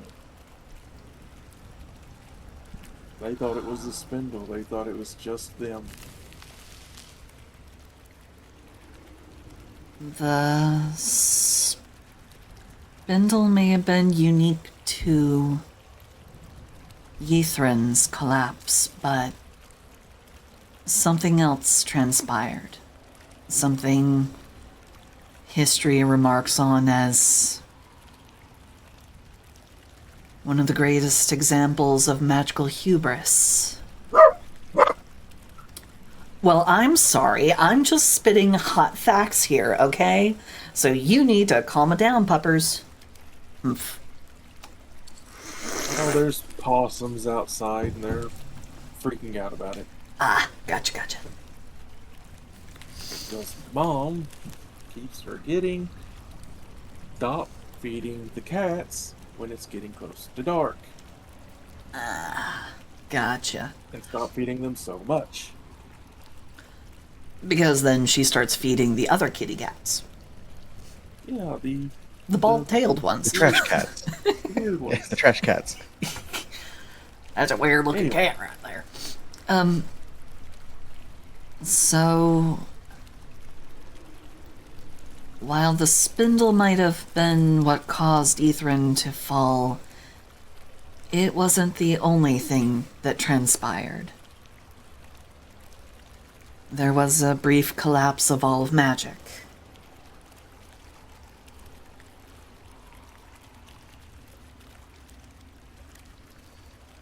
A brief being a relative term, I guess. But, it was also caused, as history tells us, by the Netherese Empire. Someone pushed magic a little too far.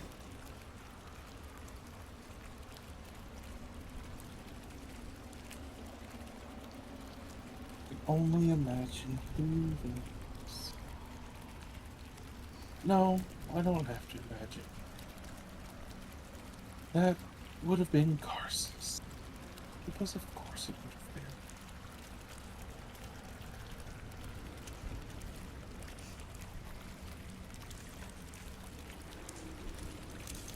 Well, you seem to Dr. have. Momo looks at you. Breathe.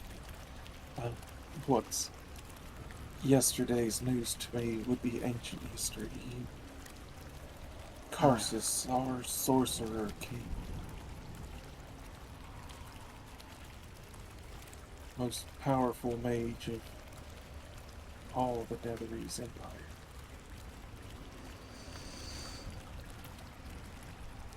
That is, in fact, ancient history. Attempted to cast magic of a level that had never been cast before, exceeding the threshold of what was originally possible, and that didn't go well.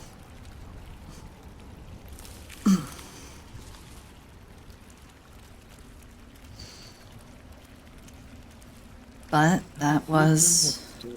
Oh, sorry, go ahead. If Yithrin had still been around, we would have been the ones to contain it. That's what our city was for. We contained the dangerous. Well, unfortunately, Yithrin fell into it collapsed into a glacier. It's been covered over for many thousands of years, and also, the few who survived seem to have also succumbed to a magical plague.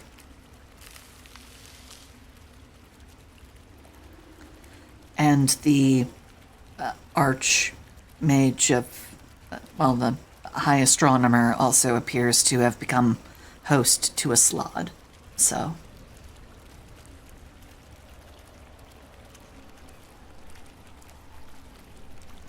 Holds a hand up, and you think she attempts to cast magic, but it sputters at her fingertips.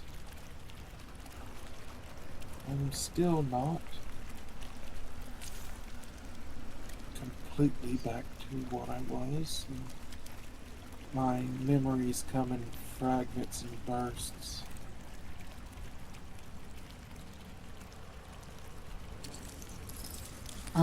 that's okay. Crown off my head. Hmm? You took the crown off my head. I didn't really know what else to do. I knew that leaving it on was causing you pain, but we didn't really know what would happen if we tried to touch it. So, I just did it. It used to be where anyone touched it other than me would have a Gaius cast on them. Their orders would be to kneel before me and state who told them to steal my crown.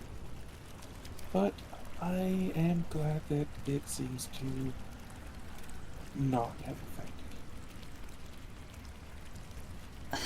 Well, it may not have caused me to get down on my knees, but walks up and very gently just kind of brushes some of the hair out of the way at the bruise. It does seem to have left a little bit of its mark right here. It used to not be so aggressive in its holding on me.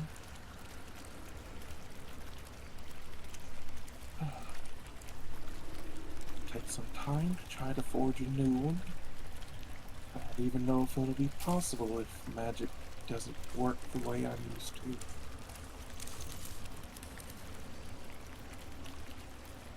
Well, Know that any amount of time you need to take, I will do what I can to help you and offer you whatever I can. Be it a place to stay or a meal to eat. She gives a smile and places a kiss on your cheek. You are very sweet and very thoughtful.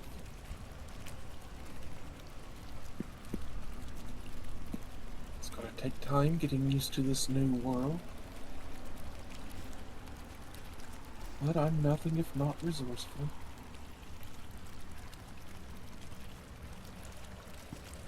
Well, we also do hope to raise the city again, or at least activate the Mythalar.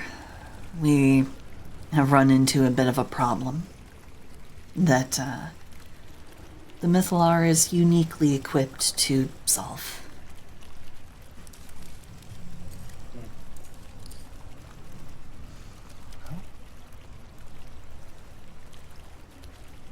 As soon as I am up and ready, I will be happy to assist you.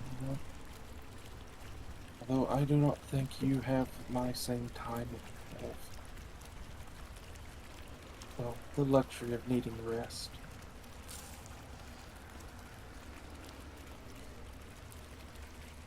I do actually require quite a bit of rest.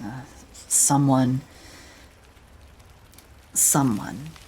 we don't know who yet, managed to make an absolute mess of the dark between the stars.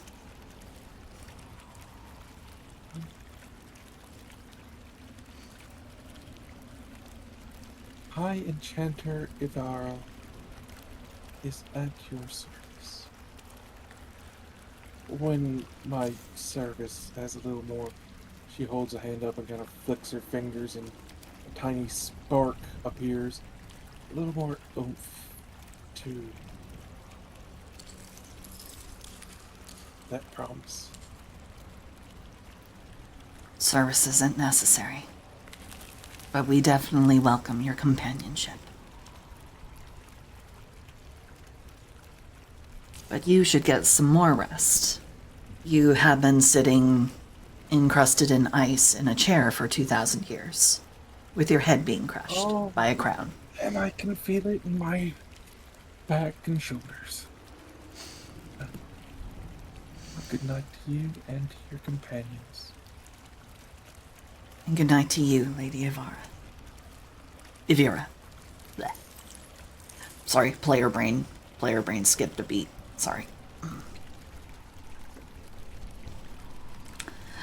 Yay, long rest. Everybody take your long rest. Salem, where do you end up? Probably outside on like the side of the wall. Like he Right was up not across coming back. He was not coming back into the building, let alone in that room. So it's just like no. I'm gonna just chill over the side right here. Lucky for My you, magnificence. Go ahead. you did get to hear the full song played out. The right way. After you butchered it. Everybody in the city got to hear it. Yeah, the song generally does make him feel sad. And Lash was not going to tell anybody about Octavia having that piece of paper because Octavia earned that. And Octavia is grateful, because she doesn't want to give that up either. Yeah. That's Did why. you find anything? Oh, there's posters hanging up. She will remember that. That is the only physical copy of the music sheet itself. So, the dark between the stars is no longer lost to history. What she'll do with that is a whole different story. Share it But with she the has world, it. or what are you talking about? Bring that music back. Hell yeah. Yeah, just don't give it to Indiana Jones over there. Let's stick it in the British Museum. It belongs in a museum. Anyway, All right, everybody. Long rest. yep. Any funky nightmares tonight? Oh, is No. somebody gonna have to pack their bags for a trip? No nightmares. Ooh. In fact, as you dream, you hear the music again. Mm.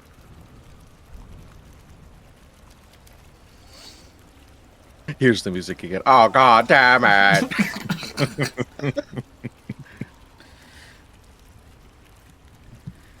As you The music all on repeat wake- is good for the ADHD brain. As you all wake, the city outside wakes as well.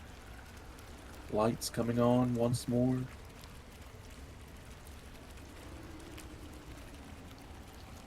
Where are we heading? Well, I feel well rested. Has anyone seen Salem? I don't think he came back last night. Well, let's go Hope it shouting stays that around way. for him. Do we really have No. to? Do you really want him to possibly bring something down on us? Like attract some very powerful sentient spell just waltzing around? Well, at least he's not out there pissing off the Lich. Oh gods, let's Can't make sure believe- he does not piss off the Lich. she's believe going we to saved she's somebody. going to get up and start like bolting down the stairs. Shit. You're fucking right. Oh my god. Fuck. I can't believe we have to play babysitter to somebody that we saved from an insane asylum and has been nothing but a useless asshole this whole time. God, rag on him harder, why don't you? Oh, But that- you really want me to? Because I can. No. This is player me, but Jesus. This is player me saying this. You are ragging on him hard. I mean, yes, but still, Jesus. No, this is Atropa ragging on Salem. Player me, I love Koopa. Okay. Jesus. But at some point, like at the start of the rest or whatnot, Lash would have had Whisper attuned to the Belt of Dwarven Kind and absorb the Dwarven thrower. the Foresight sword. Gotcha. I mean, don't get me wrong. I would love to be Lady Thor with him, but yeah. I'm Of course, a that's little what bit we're of an idiot. I'm a little bit of an idiot, and I could have had my scythe blades be from the Delirium Forged scimitars. That would have been so much better. But I didn't think about it till now. Sure, what it could have. Just to say, it doesn't take long to fight him because he can hear all y'all's like stomping and like quick scattering, and you can just hear him outside, like as he's like peering through like a window, like what the hell is the fire? What's wrong with y'all? The fire is you, you fucking fuckwad. Get in here. Now. What are you doing out there? I didn't feel like sleeping inside, so I chose to sleep out here after the walk. So you decide to sleep out where the sentient spells could potentially spot you? Why are your clothes As long as- singed? Which spell found you? Okay, slow down for one. Second, I tripped. I ended up accidentally lighting one of my torches in the trip, and I had to do a little bit of stop, drop, and roll. Insight check. Don't even bother. It's a bullshit lie. So then, yeah, But he's you clearly said, not "You going to tell bullshit." you what. You lit your torch as you And then fell on it. tripped, and Have you then seen this you before? fell on it. He's kind of like, have you seen the kind of stuff we walk on? Just like, yeah, just as soon as I fell on the torch, just If you're going to insist on lying to us, can you at least be fucking creative? Honestly, that is my most creative, so probably not. At least you could have said something like you found a sentient flaming arrow spell or something. I feel Or one of insulted. these. Because I right now it almost looks like you tried to make sweet love to a fireball. This is a living, burning hand. Oh, that would be that would have been a great one to read. Oh yes, I remember the thing that looks like a spider, but it's actually two hands met at the palms. Oh There's yeah. also a living fireball that floats around as a small red marble. Danger marble. Okay. So, what did you do last night? I took a walk around. And did what? Did you have anything to do with the music last night? I heard it. I might That's have not been what we there. asked. Okay, in my defense, I didn't know it was gonna start basing it to everyone in the damn town. My memory is sporadic. Just next time, please be more careful about magical things that you grab. I told you to be careful when you went out. You just don't listen to anybody, do you? To be fair, the majority of people that are usually telling me things are kind of ordering me to. And like that one back there, usually talking shit, there's only so much I can take before I decide I'm going to just tell you to go fuck yourself. But to just Okay. say in the nicest way possible, it's 50-50. So do you want to fix that? I mean, we can do that right here. I can make you earn the right to talk to me the way you do. Square up, thought. Please, He just, let's not this early in the morning, not before breakfast, please. it's fine, because literally that one can't do anything, so I'm not worried. So are we all outside at the moment? Yes. I told him to come in through the window. I guess we're No. we're walking and talking, and Octavia is like grabbing up some snacks, and she is also like putting some rations and snacks into Evira's hands, going, "Here, you go ahead and have this. We're just gonna eat up as we walk along, okay?" Bagabus, are you around? Bagabus, darling, where are you? Instantly, a head pops out from around a corner. Oh, thank goodness. Oh, gracious, you are very good at that, aren't you? Yes. 2,000 years of living among living blades of disaster and rolling living cloud kill spells, and you disappear. Your world We're is an getting ready to interesting head to hell. the central. Blades of Disaster. We're gonna revisit that one, but Yeah. Yes. Have you ever seen a living blade of disaster? no, and I don't plan on it. I want to avoid it for as long as possible. Well, it's imagine a planar rift of absolute nothing in the shape of a sword. Terrifying. But anyway, we were getting ready to go perform the ritual, and we thought maybe somebody who hasn't seen it in a while might want to see it again. Oh, and just so everyone is aware, Lady Avira is, she's back up and Adam and walking about. So she's opted to come with us. Turns, sees her, instantly down to his knees. Enchantress.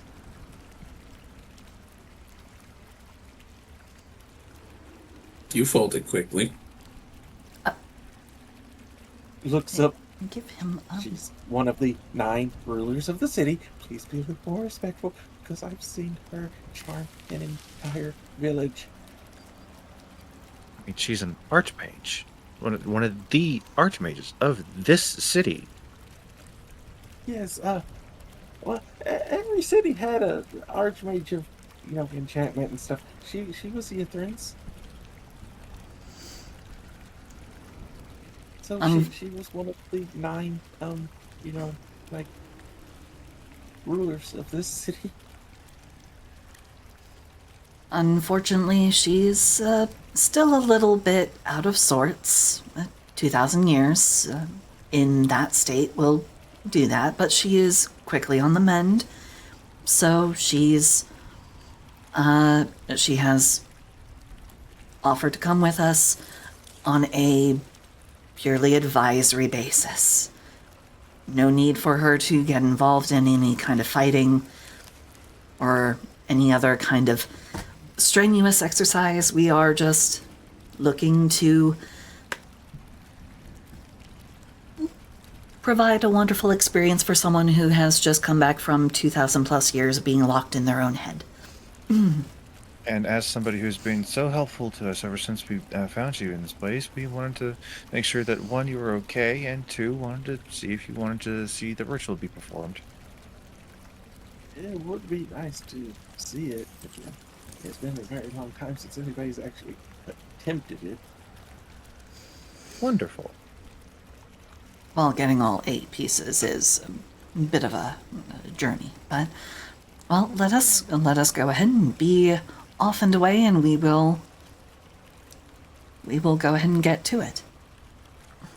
I'll hang back with Atropa, and we'll keep an eye out and make sure that we're not being followed. Duly noted. Good idea. Anyway, to the tower. Yes, yeah. To the tower. It is a So, yeah. relatively short one from the museum to the tower. What you got? I was just going to be like, Atropa, if we ever have to do a perception check just to make sure that no tiefling or zealots are following us, you have advantage on perception. Advantage given to the more perceptive one. Good idea. You mean the Well, one who they're al- in the one who already has advantage on perception? It's the thought that counts. Don't be a jackass. What you doing, Salem? I was about to say, while those two are in the back covering, if he sees an opportunity to talk to Octavia, he will get like at least within like a 10-foot like separation distance, and then just be like, "Oh yeah, I got a message for you too." Message. Okay.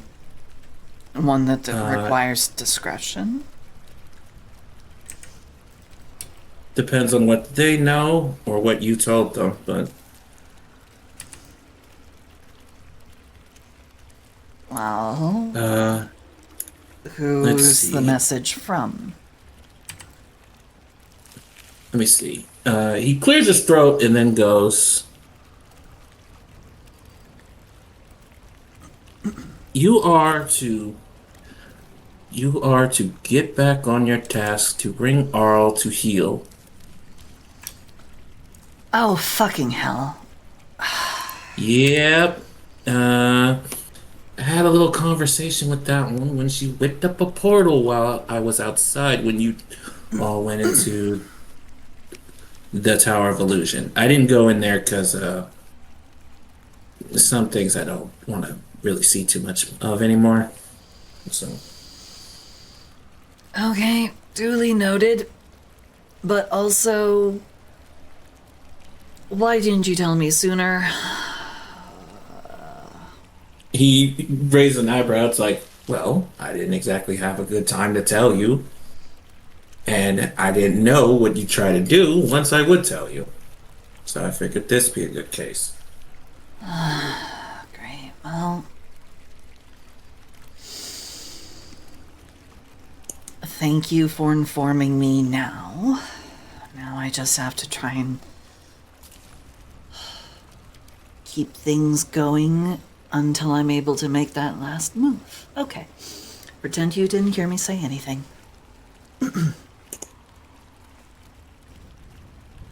One last thing. What? He kind of looks at you and says, "Sometimes the greatest lie one can tell is that they are a liar." That ring any bells to you?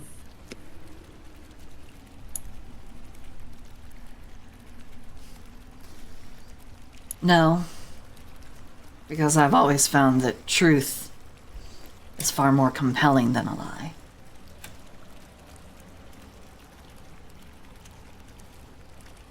Avia, Mm?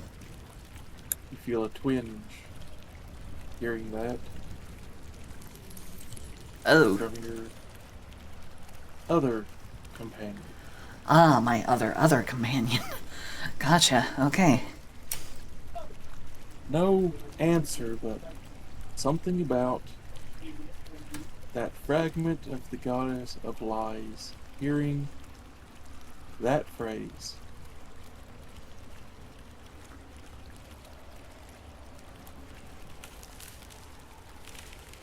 Seems to trigger something with it.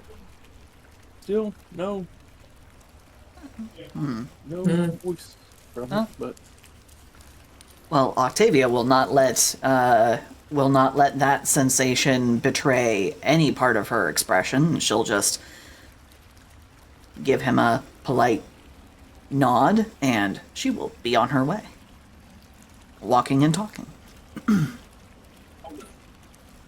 all Yeah. reach the foot of the tower. You're here. The spire of Eriolapis.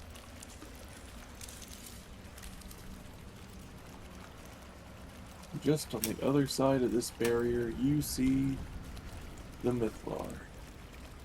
And, that map is in there. It was the first map I did post. It's a giant fireball-looking thing. It's the thing that looks like a giant sun. Indeed.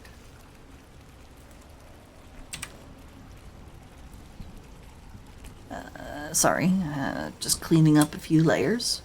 Don't mind me. Sorry, I have to get rid of the kobolds for the. Well, no, I'll just blink them into invisibility for the moment. Okay, and let's pop back over here. Maps location. Scroll back up to the giant fireball. Copy image. Pop back over here. Paste. Let's move that down Beneath- into the map layer. There we go. So That's beneath good. the great spire, a luminous 50-foot diameter crystal sphere rests on its ornate stand.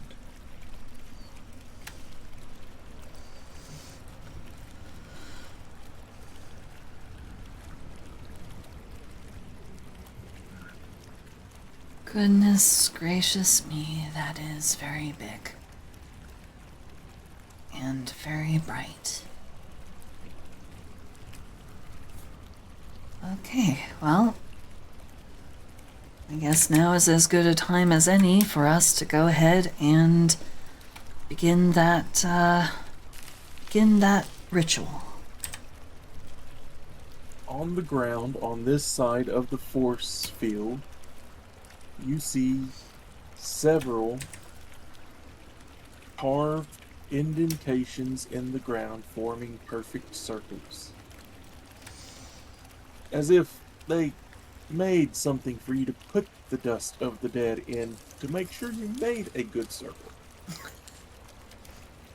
a good thing I got a big bottle of the stuff.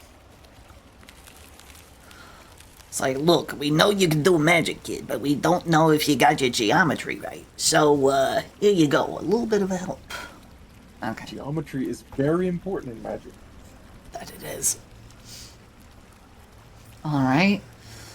Well, I don't see any lack of circles, so I imagine we can all try and do the right, in order.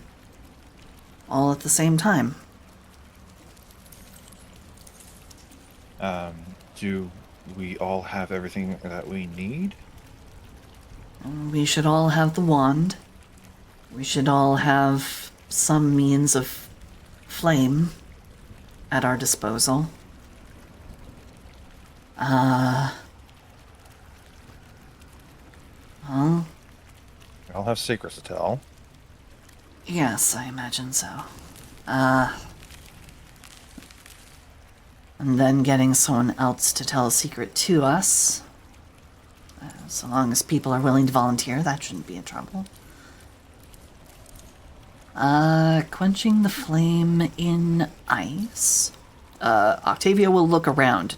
Do I see any fallen ice or snow at hand? There is a good amount of fallen snow, ice. That should not be a problem. She'll You'll just go have a ahead and feeling that use. If you grabbed a bucket of cold water, that would also work. She'll just use shape water to like move piles over to like a couple of the circles and be like, there you guys go. Some ice to, quench the flame. Putting on a mask, we all took something from the illusion tower to help with that. I believe everyone should have some ash. Everyone have ash of the dead for I know a circle? Somebody gathered up. Somebody gathered up a bunch of ash from the dead Magian. That I've got was the ashes me. of the necromancer. I gathered ash from the Magian, so if anyone needs extra, I should have enough. And the Everyone last, needs some extra. right? Poison, you still got that bottle of wine. I have 4 bottles of wine, in fact. Though I very much would like to keep at Smiles least and- one. Evira smiles and looks at you. Downing a bottle of wine. That's how I do mine. So It's we nice to know that we have saw. confirmation that it works.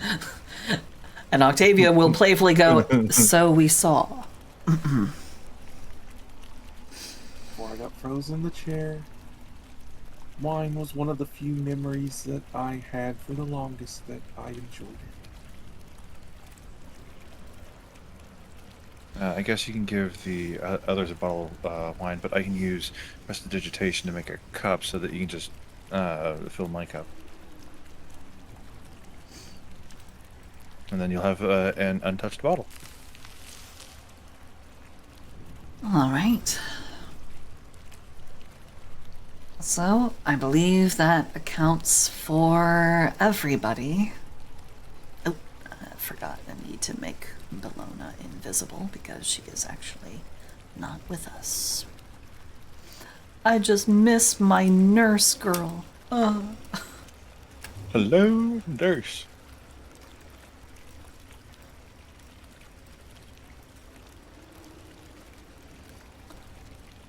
All right.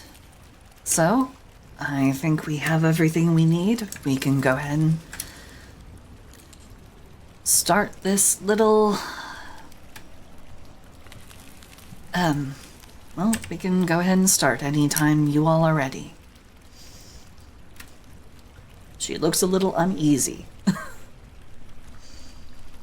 Amira smiles at you all and stands before the group. Now then, let us begin. Raise your wands. Stick. Raised. Oh, Yep. yeah.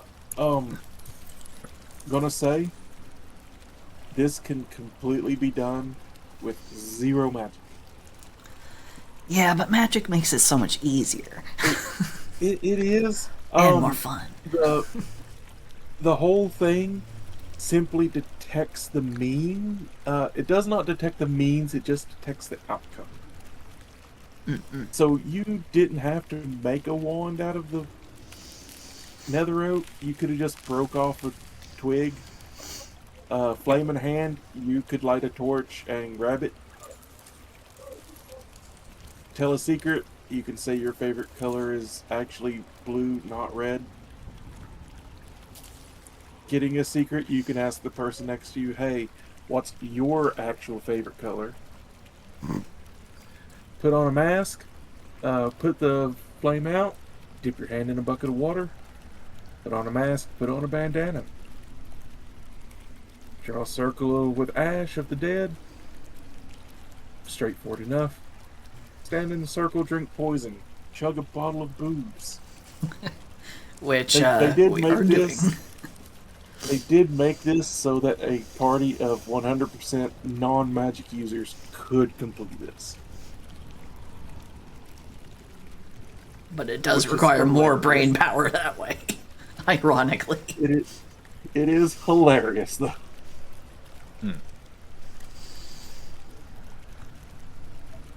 Alright. So, wand over the heart. Whoop. I got stick. Yep. Summon a flame in your hand. Druid Keeping it all craft. Heart. Druidcraft lets you hold a fire?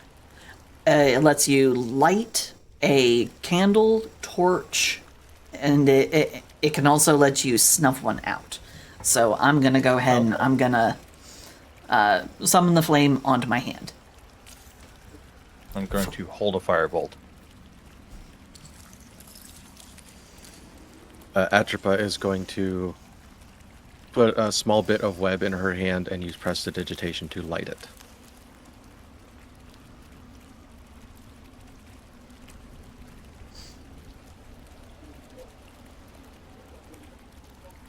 I see Koopa lighting up, but I can't hear him. I didn't say anything. It's my brother in the back. Oh, okay. Come on, join us. How are Grab you fire, hot summoning stuff. your fire? Does thaumaturgy count? It lets you brighten flames or dim them, I think. Yeah, it's called flames flicker, brighten, dim, or change color for a minute. As I said, Hey, do you want to actually light a torch this time? So you can light a torch. Yeah, he'll just take the torch out and just light it on his, kind of like just kick a light with a foot and then just hold it up. Aurelia holds out her left arm, and the entire thing just heats up.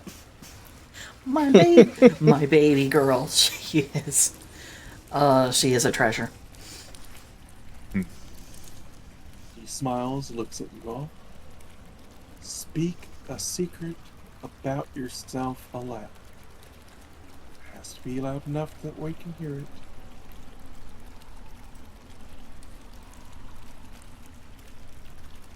Who wants to go first?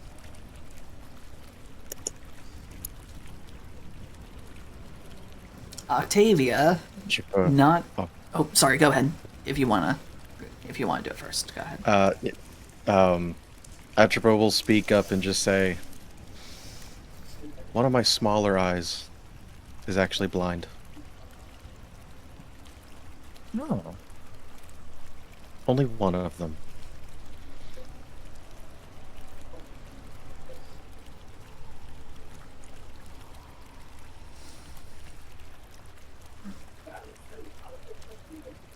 Octavia, did you want to go next?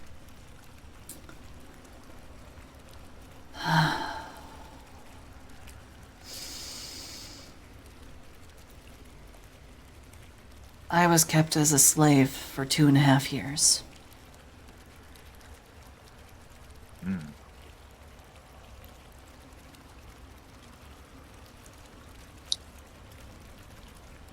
I used to provide special services to men who would come to the buckle that like to hit women.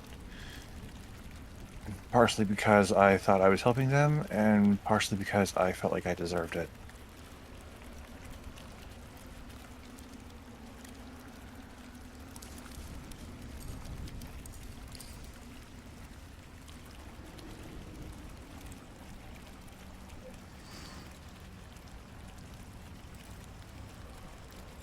Oh God, what What's Aurelia gonna use as a secret? She doesn't have a whole lot of life experience to have acquired a secret.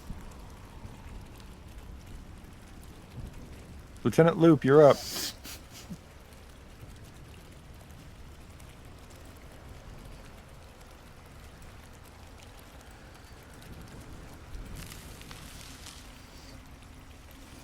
Some of the times when I didn't have hope in you all, or I grew increasingly to my breaking point, I have tried, or I have killed some of you.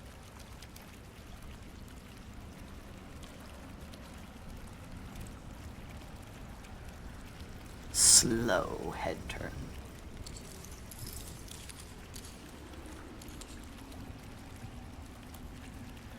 Big golden girl.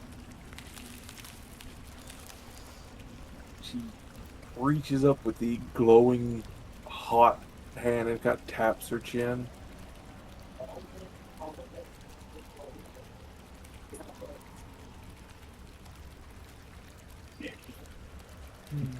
What's her favorite color? No, she actually knows what Octavia did to wake her. No. Oh my god, no. Don't. No. Fuck off. No. Hers is simple because she does not have very many secrets. My favorite color is my mother's hair. You know what? You even got Salem to go, "Aw," quietly in the back before he's like, "Oh."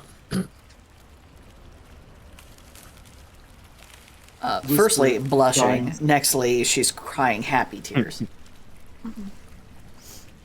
Whisper kind of steps out from behind Lash.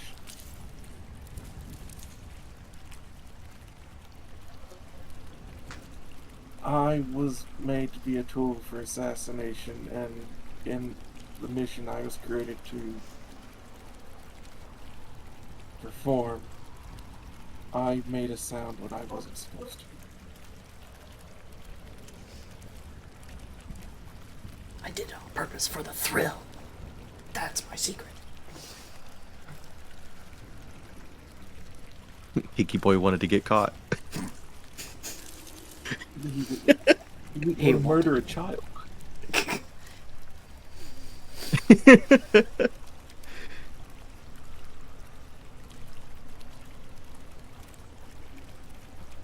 Next is coax a secret from someone. So who wants to start off the coaxing? She looks at you all. Now, in my rights, I used command to make someone tell me their secret. But you can't just ask each other.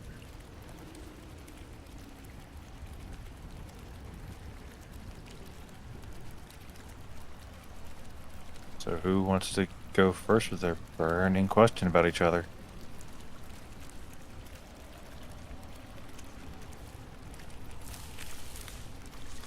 Lash, do you have a secret you would like to tell me?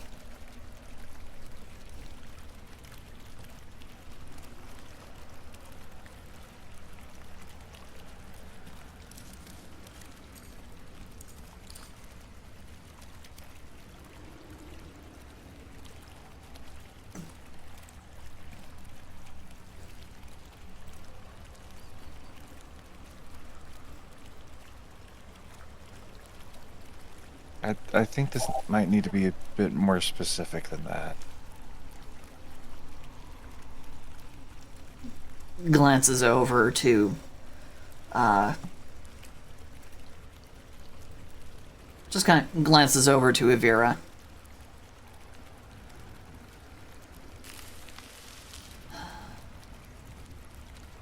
It doesn't have to be anything ground shaking.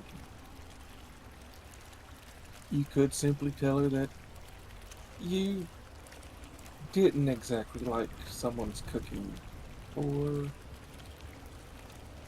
anything such as that, as long as it is a true secret being given because you've been compelled to. I mean, I've been pretty forthcoming on how I feel about certain things. It's not like this particular party May lacks communication when we have grievances. may I try to ask Lash a question? I feel like I have one. Go for it. Atropa will walk up to Lash and kind of take both of her hands in hers. She looks at you as you begin to move out of the circle. No. Stand Oh. still. Stay in the circle. Stay. Circle Yeah, time, Lash- circle Lash- time. Lash is looking at you. Anyways, she will go. What is the worst that you've endured during one of those clients?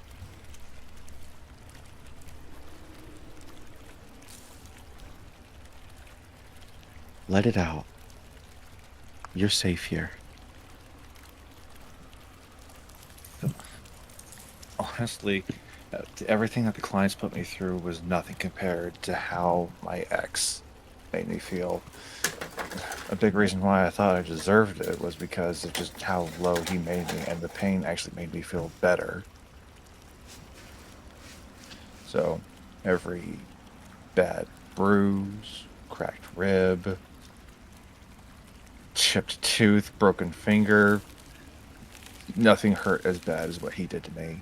And it wasn't physical what he did.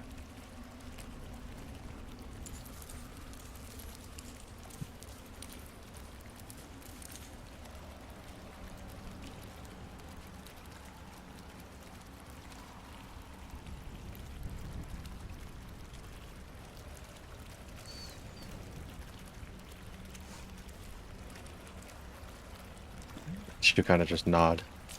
And now, who's next on the chopping block? Atropa has compelled another to share a secret.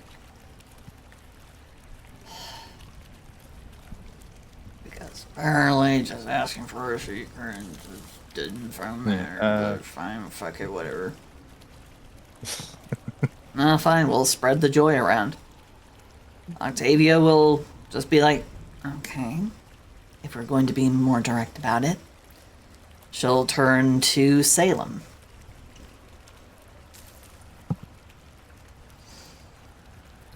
In all the times that you've endured these moments, have you ever taken pleasure in hurting one of us or killing one of us?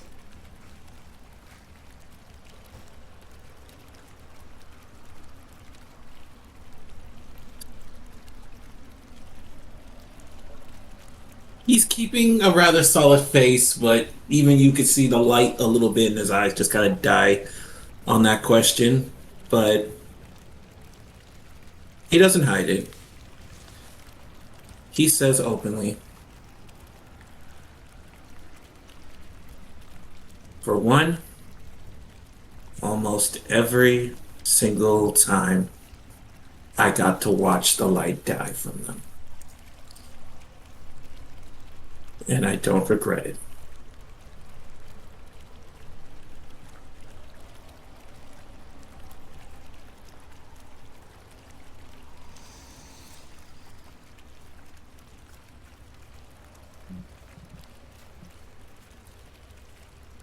Maybe has compelled another to share a secret.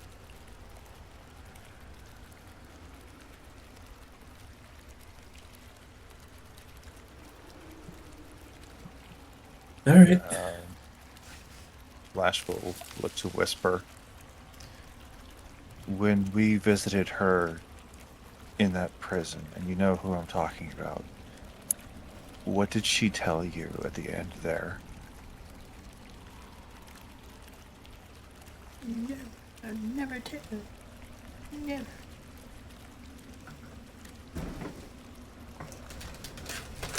I forgot I had potato chips.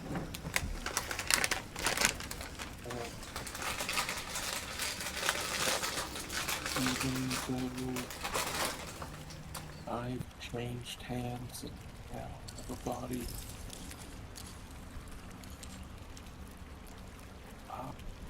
always be a failure in my creator's eyes.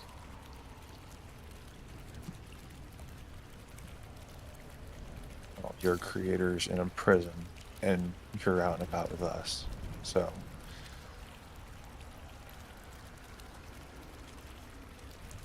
take what she says with the entire shaker of salt.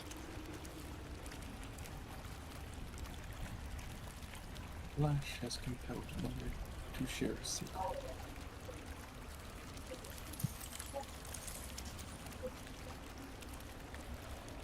Okay. Yeah, I never do this easy, anyways. In his part of the circle, he will turn to look at a choke, but it's like, all right, I know you've got some kind of secret in there. Cough it up. Doesn't matter which one. You're very convincing.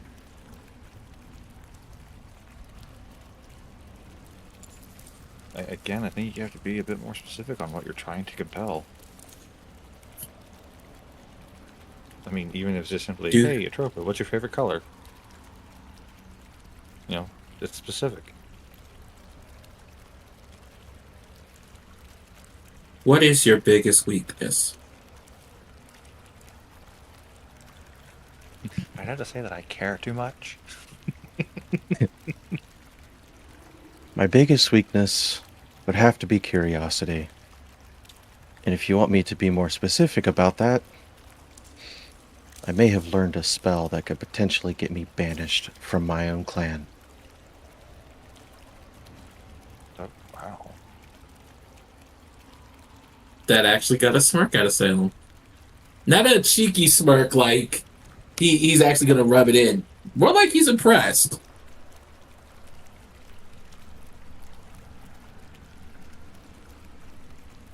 Now the only ones that And need yes, to spell is-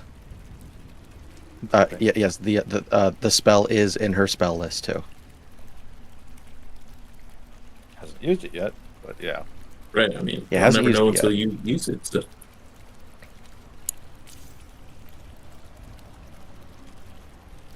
Whisper looks to Lash. Do you ever feel like it would have been better if you had stayed a weapon and not woken up? Many times. Many times. Currently, I'm happy that I'm cognizant and present, but there are a lot of times where existing is a war crime.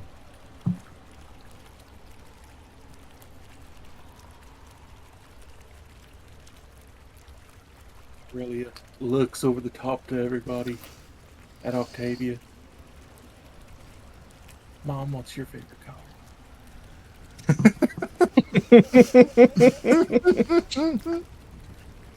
No deep esoteric questions from this girl.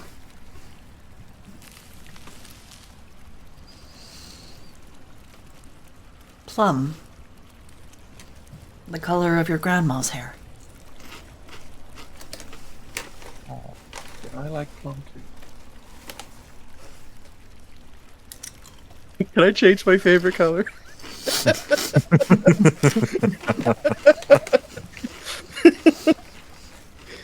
Vera looks to you all. Now quench the flame. It goes down to the snow. I bring the snow up into my hand with magic. Because you gotta be Just- extra like that. Just flips his torch and just thumps in the snow. Aurelia's arm goes from burning hot to frosted over. Atropa will just kneel down and well, is there any snow near her? Yeah, Octavia put- put some I- around. I put snow at everybody's circle. Oh. I was trying to be okay, helpful. Yeah, she will use the snow and basically just put the flaming web out. Whisper. What was blows out Whisper's of a- fire? I forgot to say what he lit, but he did light a candle that he had. Well, he is a quiet boy. He blows it out. Well, there was that one time. We don't talk about how that would- time. Gotta hold How it would up that work first. how would that work if it needs to be ice?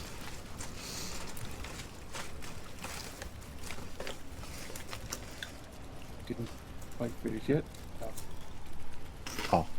Just he gives it a blow and then drops it into the snow before. Didn't want to splatter the wax everywhere. Looks to you all, mask your appearance. It's all on a mask. Yep. I will cast Yep. minor illusion on my face, and I will create the illusion of a mask. Atch will use the mask that she had from her childhood. Crude drawing and all.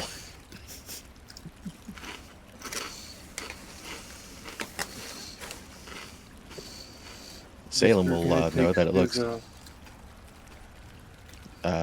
his, Salem will know it looks vaguely like her father's mask, because Mercury wore his all the time. Oh yeah, trust me, he rolled his eyes a little bit. But off that. If the circles are close enough together, Lash will kind of reach her tail out for Whisper, so he can just like put it over his face. kind of tugs up the neck of his collar and kind of forms a bit of a half mask over the lower part of his face. Yeah, that is still masking the appearance. Relia brings A her golden hair girl. around and kind of wraps it around her face. I'm like, cuz of it. That is And both really, really brilliant and really, really adorable.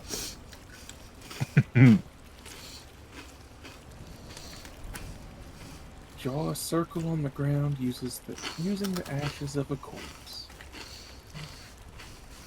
Now, Sprinkle, sprinkle, sprinkle, sprinkle. Mage bit and of- ashes. little bit of history from mine. Apparently, the definition of what's considered a corpse is rather broad. Some dryads consider wood ash to be the ash of a corpse, so I use campfire ashes.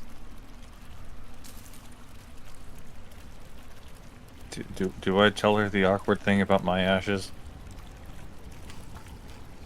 No, if you want to,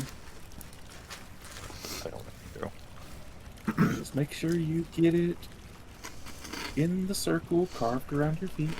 There you go. Full circle, no gaps.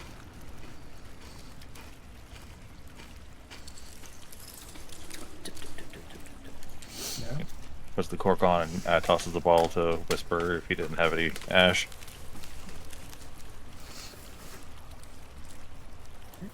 everybody makes their circles. Yep. Mm-hmm. Now, while standing in the circle, consume poison. Chug a nug, chug a nug. And as I said, booze will work. As long as it's enough to make you feel a little Yeah. Let's see. tipsy. Bottoms up. Less the poison damage and more the Poison poison effect. state of mind. Mm-hmm.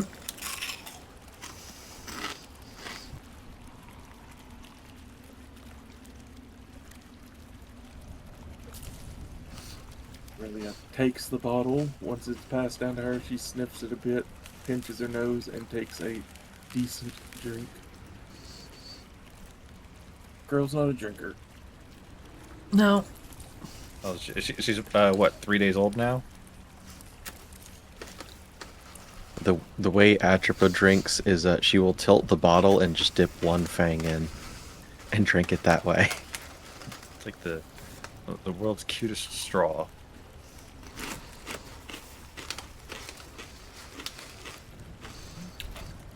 Once everybody has consumed, you watch as the circles of ash light up around you all.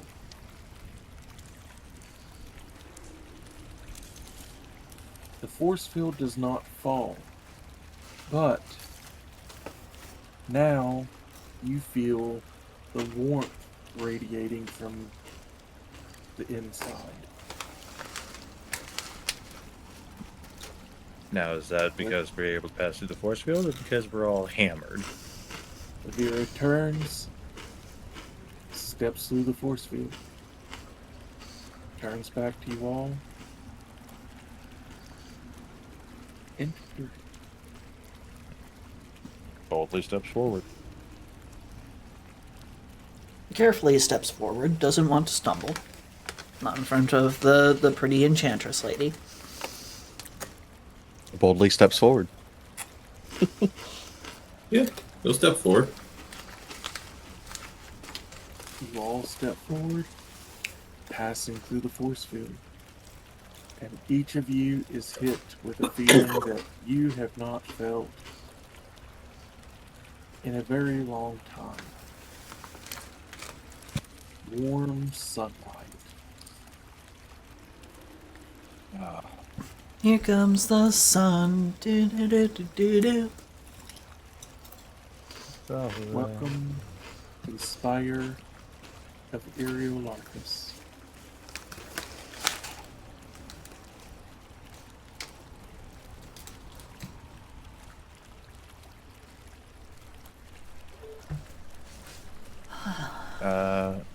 I'm going to open my awareness for the powerful living weapon again. I'm assuming it's higher up.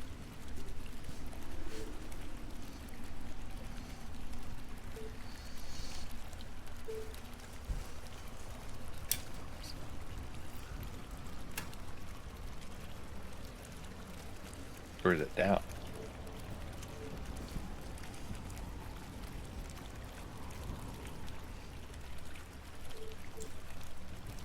Where'd you go? Come on. I just had you.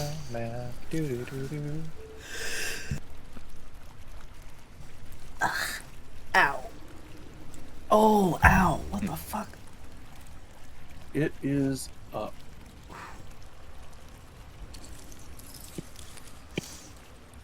Okay, so that presence that I've been feeling in this tower is on a higher level.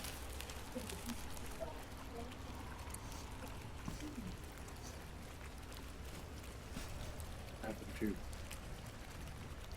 One moment while I look for Vera, do you know of any living weapons that were kept in the central tower?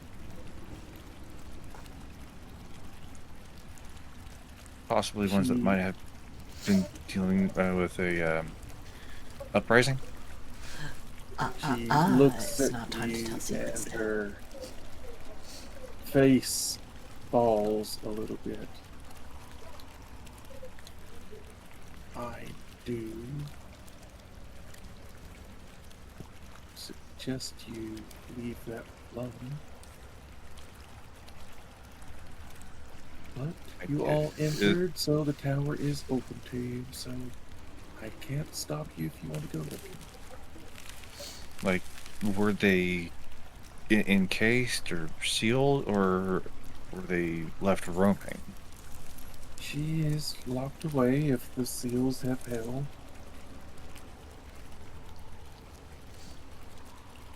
If magic was interrupted, though, those seals may not have held. Or they could have been corrupted.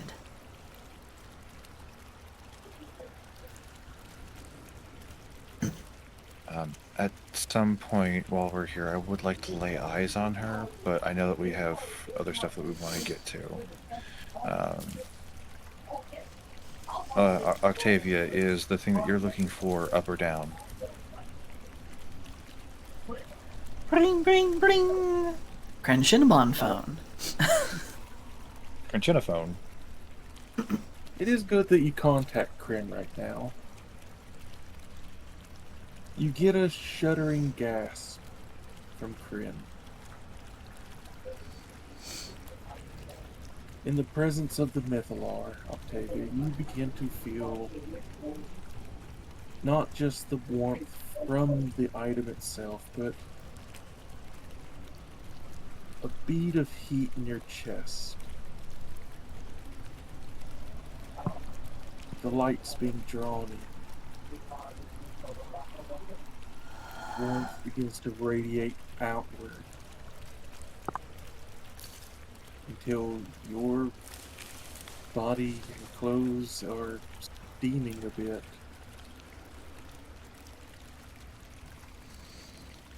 Steam genocide. Now you know what the boon I took was. Steam-mancy. You feel Kryn drinking in the sunlight. Well, hey there, buddy. Leave some for the rest of us. And as she drinks it in, it radiates outward through you until you feel like you have a bright sun in the center of your heart.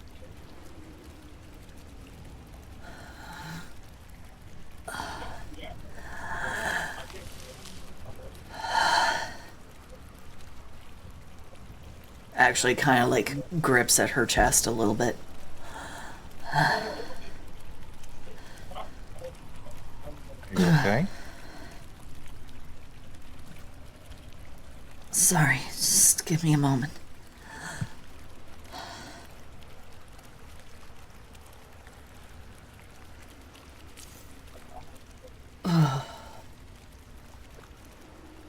Yes, I think I'm okay.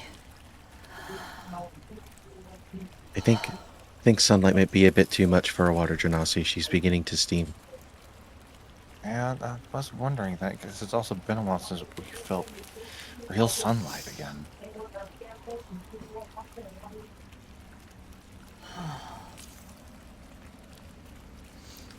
But yes, if there is anything else. Aurelia has Up, begun down, walking forward Oh. towards the Mythalon. Her hands outstretched. Aurelia? No. No, no, no, no, no, no, no, no. Don't touch it. Don't touch it.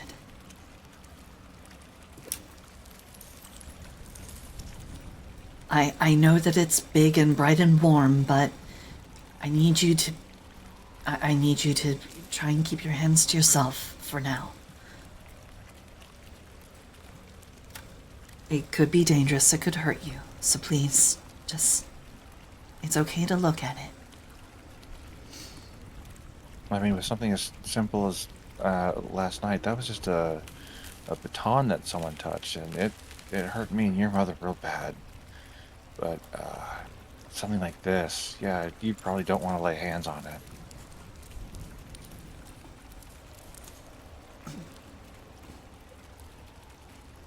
But it's okay.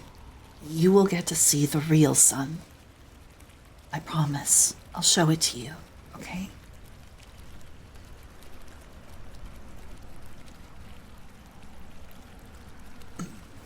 Gives a nod as Vera begins to walk towards a staircase.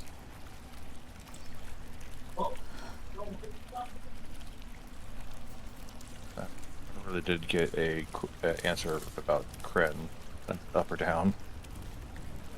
Up. Oh, Octavia is pretty sure. She already knows. She was able to guess. Yeah.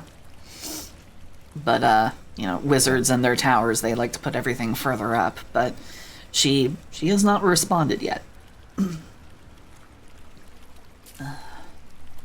Alright, come on. Let's go.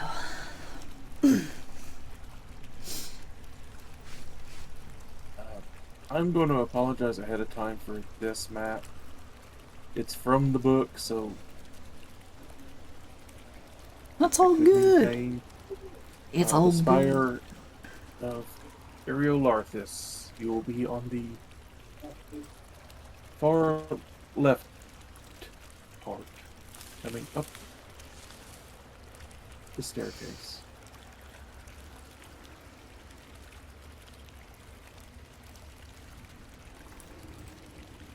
Whisper, we're actually starting to get closer to that being that's making you feel weird. Do you want to be back on my hip for now, or?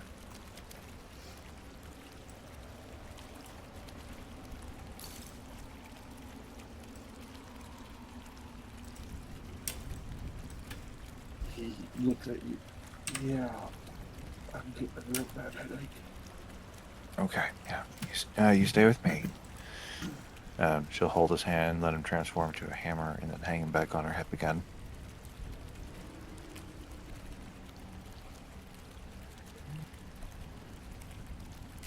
As you approach, you see a large stone dais. Vera steps on, motions for you all to step on, and the stone begins to rise. Yep. At the top, I guess you're this met is with what was missing stairs. in the museum. At the top, you see a set of stairs.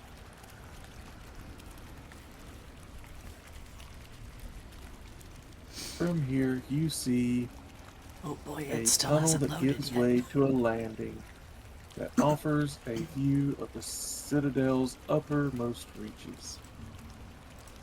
Light from a high window illuminates the set of steps that ascend to a pair of mahogany doors at the tower's face. Mahogany. Mahogany. Mahogany.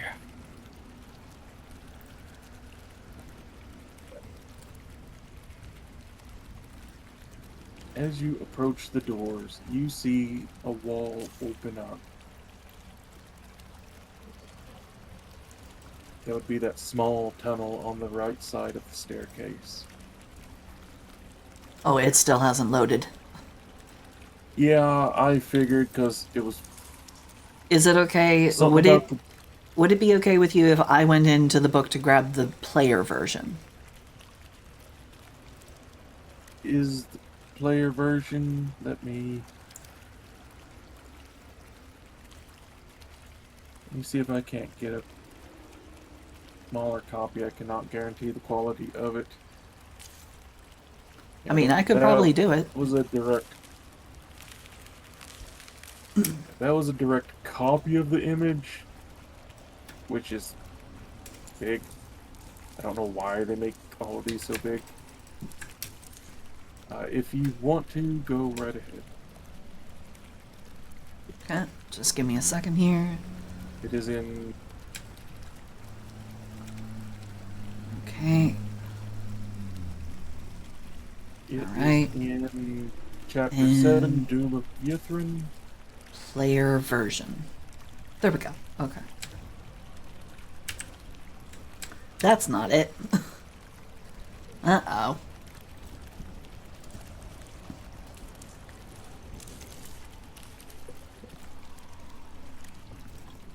Now, that's a little bit smaller one, but I don't know why they make these so bloody big.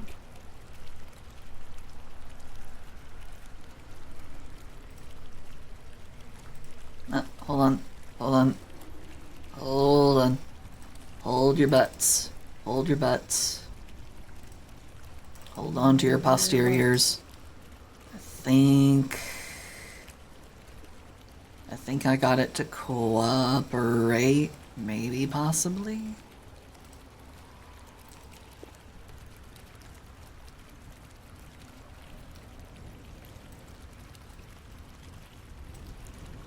Oof. I got it. There we go. It's a chunky one. But we're already almost perfectly sized. Indeed. Yeah, you'll be on the leftmost coming up the steps.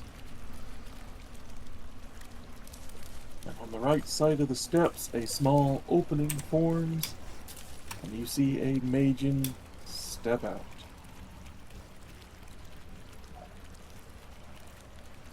Wait, which one? Oh, this one. Over That here? one there. Okay. Coming up those stairs, that little sliver open on next the to the right. stairs opens before you get to the door. Oh, Magian steps out, and you all hear that wonderful buzz in the back of your head of someone speaking to you telepathically.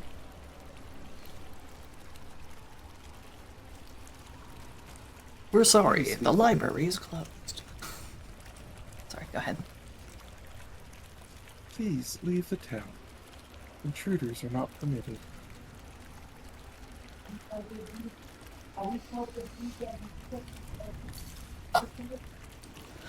Octavia will step forward. I beg your pardon. You said intruders? If We're here with the steps Archmage up- of Enchantress. If you're a steps up, hand on your shoulder, Octavia. Just a moment. Have I truly been gone so long that you have forgotten me?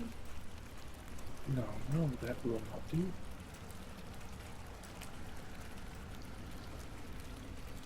She pulls out a small sigil from one of the hidden pockets in her dress. I have guided these through the rite of the Octave. They have passed. They're here with my permission.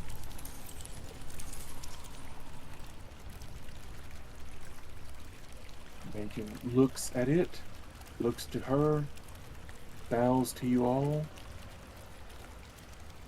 Larthus has said all are not permitted save himself. But it has been some time since we have seen one of our high mages. So I do not think he would seek to bar entry from one of his students. Please forgive me. It steps back into the wall seals shut.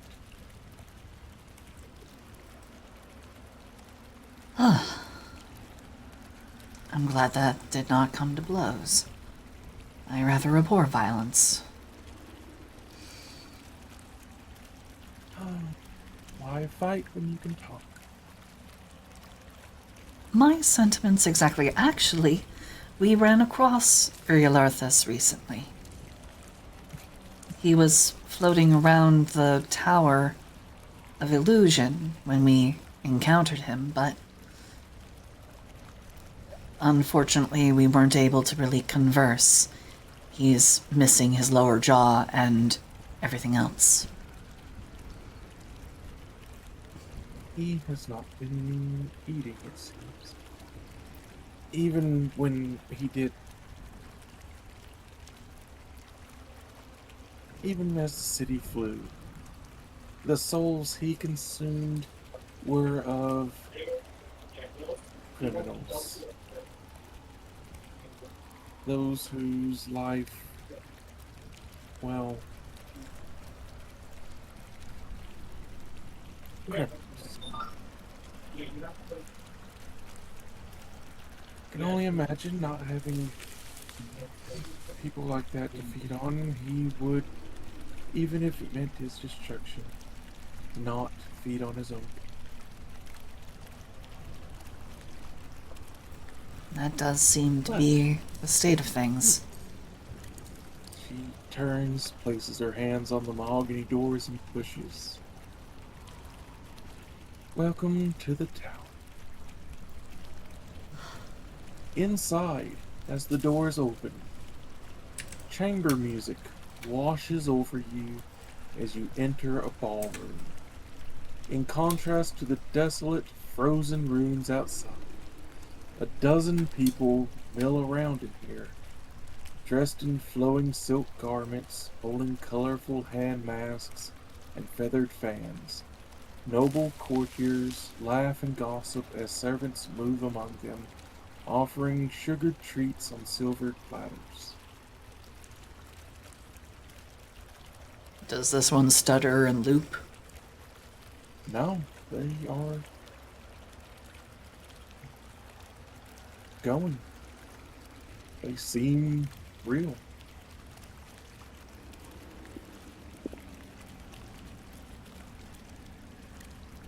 This is quite extraordinary. They can't be real, though.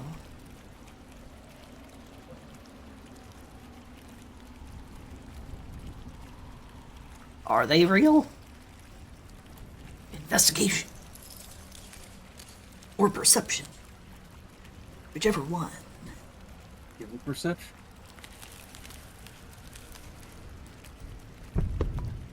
Or interact with the room. 27.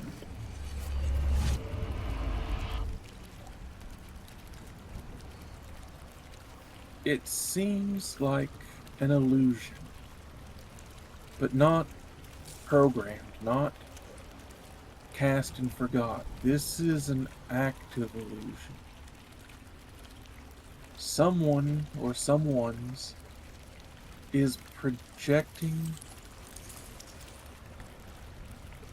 the past into the present, or at least reliving the past.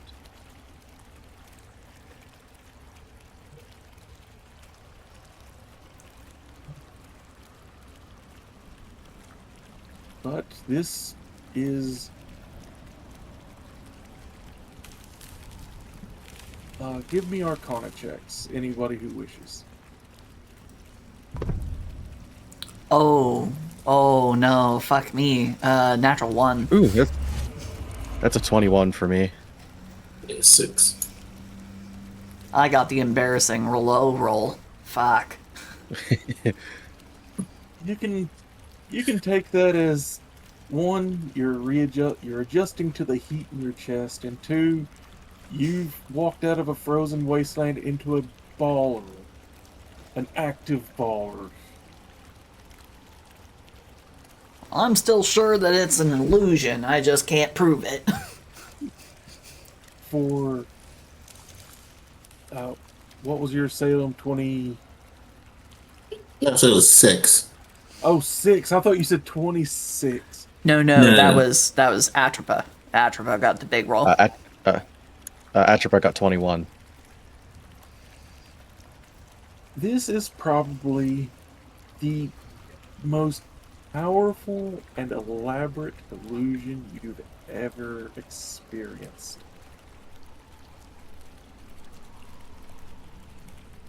To the fact where you're almost sure that if you picked up a piece of the food, not only would you feel it, if you ate it, you would taste it as well.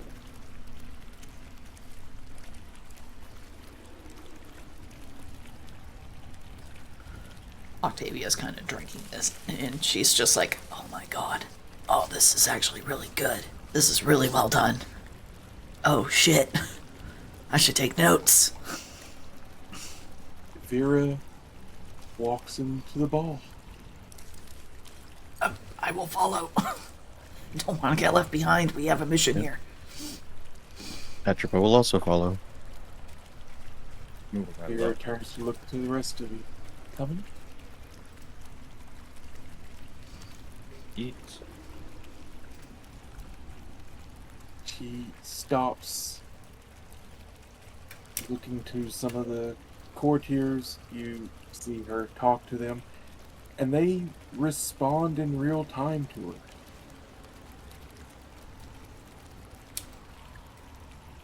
Wow. That's new. They hold conversations. They invite her to dance. One of these servers comes over with a tray of canapes.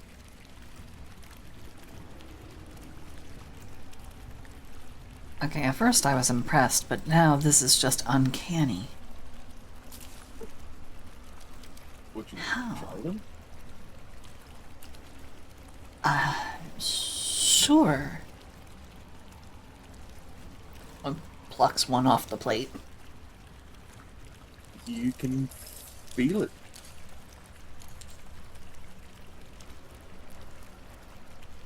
Use conjuration magic? Like the chests. When you take a bite, you can taste it. It's only when you swallow that you don't feel anything hit your stomach.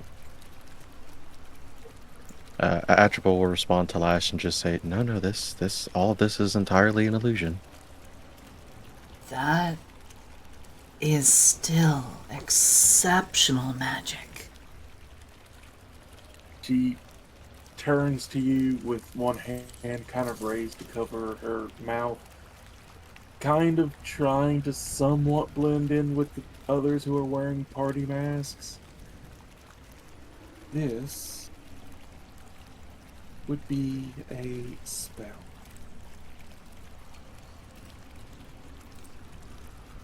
Some of our Netherese wizards were horribly socially inept. And so, Sorry. Go ahead. this was created. A spell for a ball on a whim. And she looks around. I suspect the casters of this are here in the room with us, disguised. But I would suggest not breaking their illusion. As well, they've been living this for a while. Let them keep dreaming. Of course.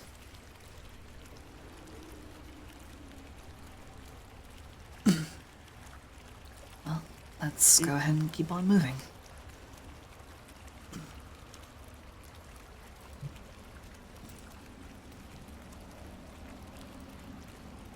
You move through the hall. People dance and sway around you. Some offer to dance with you. Music continues as you make your way to the other side of the room. The music does dim a little behind you, as if letting you go from the spell.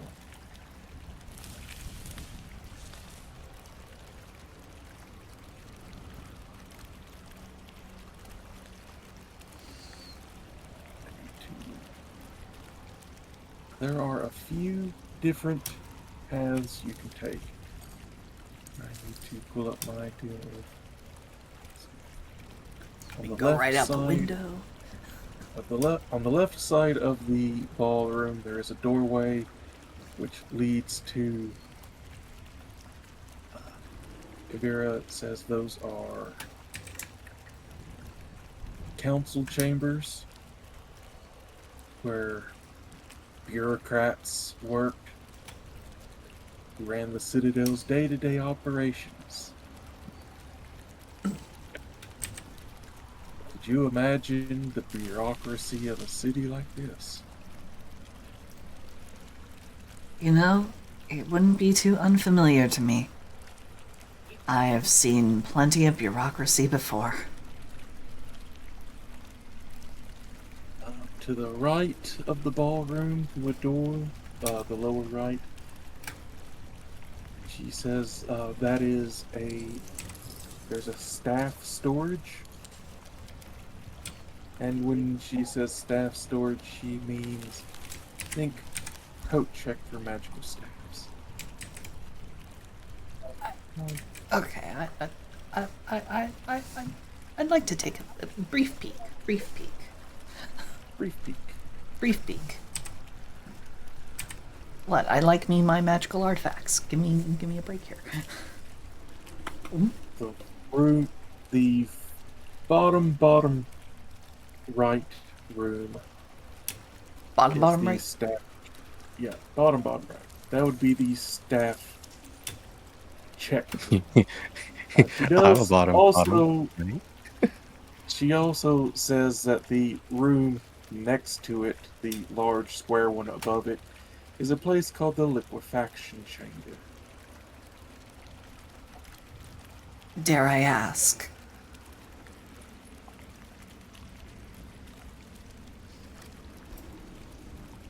I know what liquefaction means, but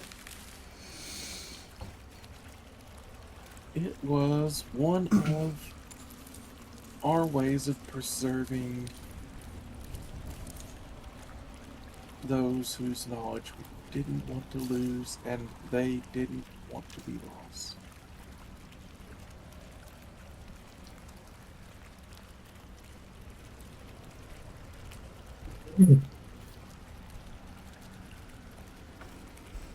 In the staff storage room, you see a few staffs.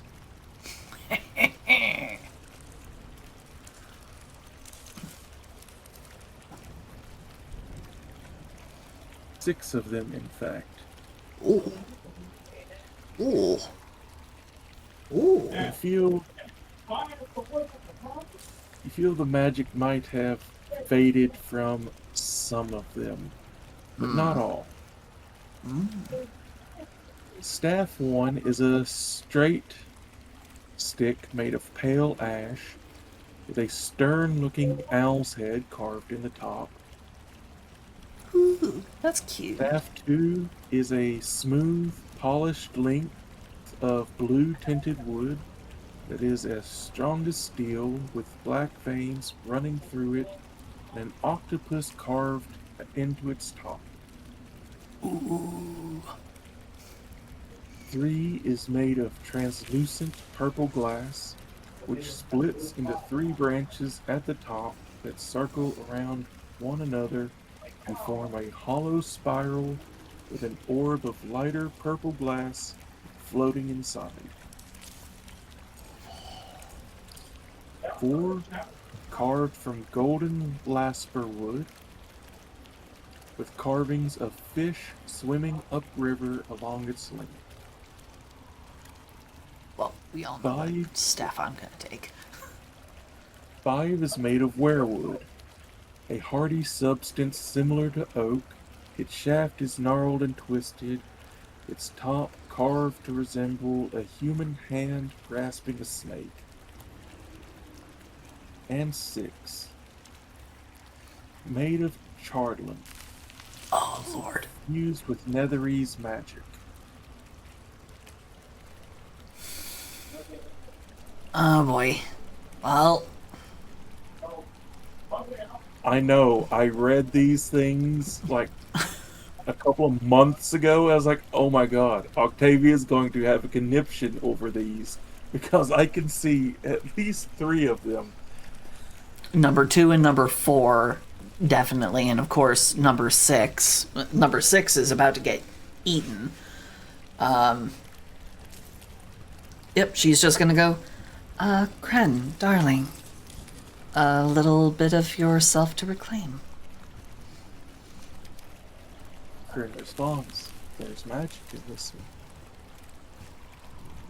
If you hold it, I feel it would protect you from being frightened or poisoned.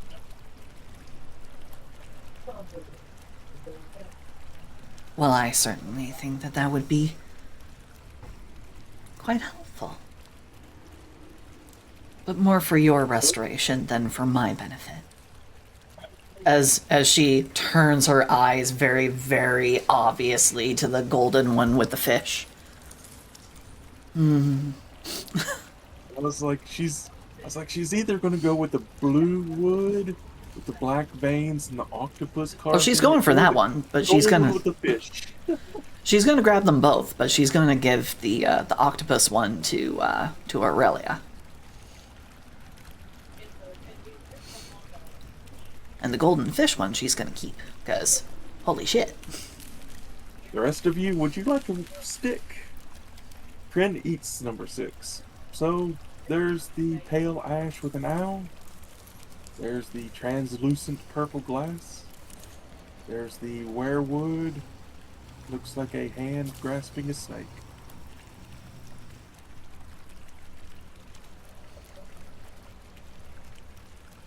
I'll let you all choose before I decide to pick whatever the last ones are.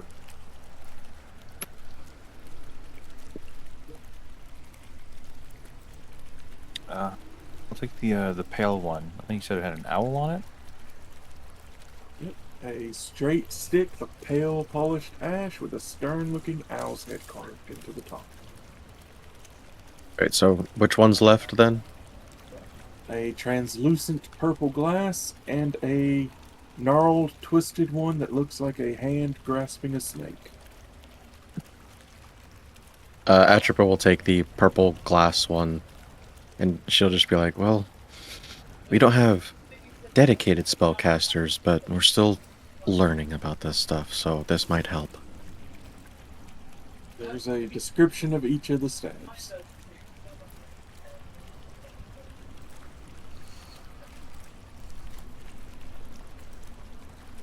But yeah, it's like coat check, but for your magic staves.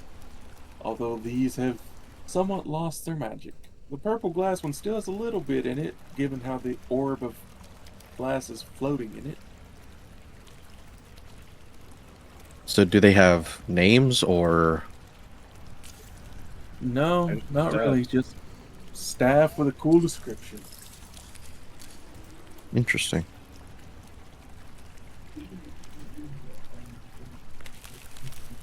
So you have the liquefaction chamber. Anyone getting close to the staff room, give me a perception check, please.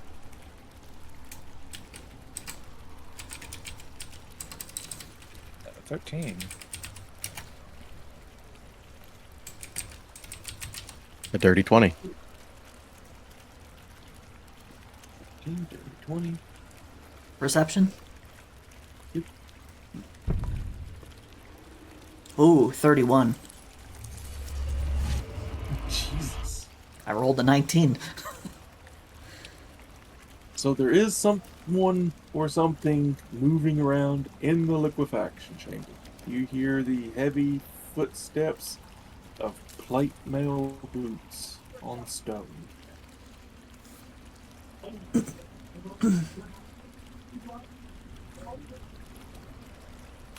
Oh dear. Is that feeling from the living weapon coming from in here? No. Okay, so it's not the living weapon at the very least, but Yours is a little further. Wait, Looking No. to Evira. I don't suppose you could think of anybody who would still be walking around up here, do you?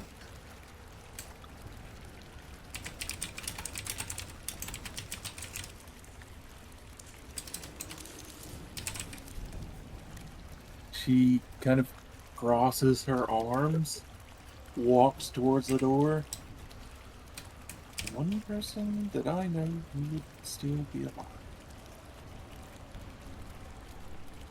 She opens up the door.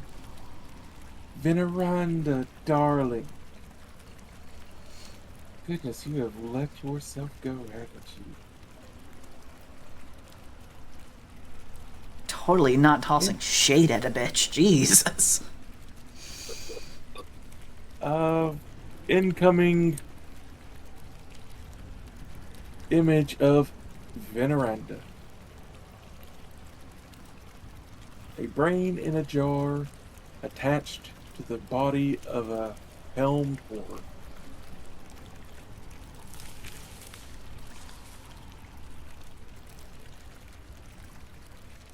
Sab's nodding off. Alright. We will be wrapping up very quickly. As Veneranda turns to you all, and you hear the voice in your head.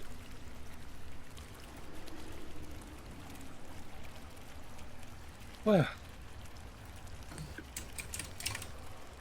Evira, darling,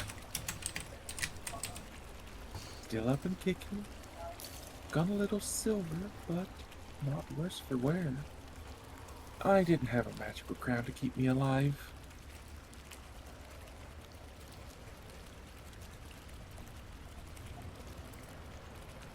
And you brought guests. How wonderful.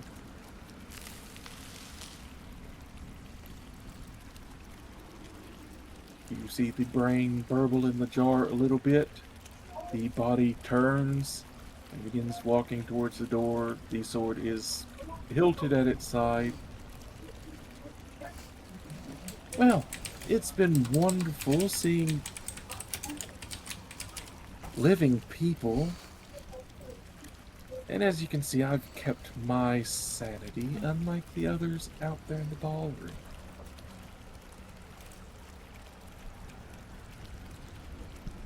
So, step inside and let's talk. I think we can help each other.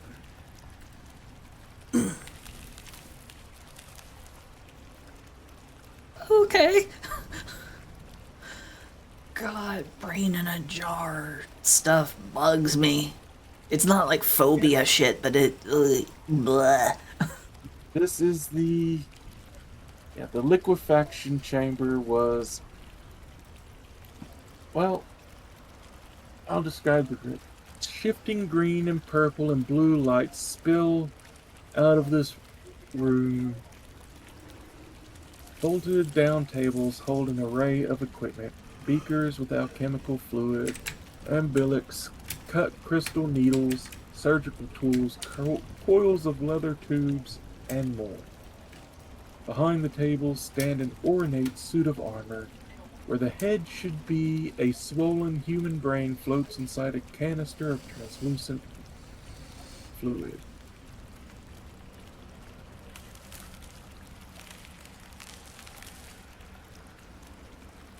So anyone who thought he felt like it was failing could have their brain removed, placed into one of the jars, and possibly even put onto a helmed horror.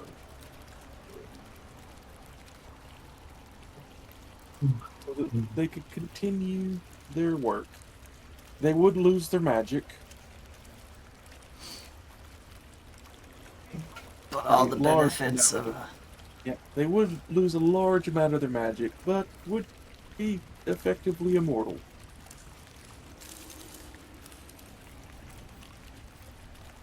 Whew. And if anybody does want to know, it counts as 2 creatures. So if you do fight it, you're fighting the brain in the jar and the helm horror. That's fine. I don't want to fight it. That's also fun. But I think this would definitely be the perfect time to go ahead and call it for an evening. Indeed. Yeah, I Yeah, imagine so- if we didn't save the Archmage, we would probably have had to fight this thing. I mean, probably, but also at the same time, who knows? Maybe I could have bullshat my way through. Who knows? I will say, it says, unlike her companions in the barn, Veneranda is coldly calculating and fully aware of Yithrin's fate, having transplanted herself into this after the city's fall to survive grievous wounds. Ah, So it's a her brain. Interesting. If the character I don't like the sound of that wood voice. I don't like it. If the characters communicate with her, she greets them warily in Loros and tries to find out what happened to the world in the centuries since Yithrin's fall. Her singular goal is to restore Yithrin to its past glory in the sky. She doesn't quite know why the city crashed, but she has a plan to repair it. Okay. Well, we'll get to there. We'll get to there next week. I have my boon, guys. I'm so happy. Yay. You don't have a slot in your chest.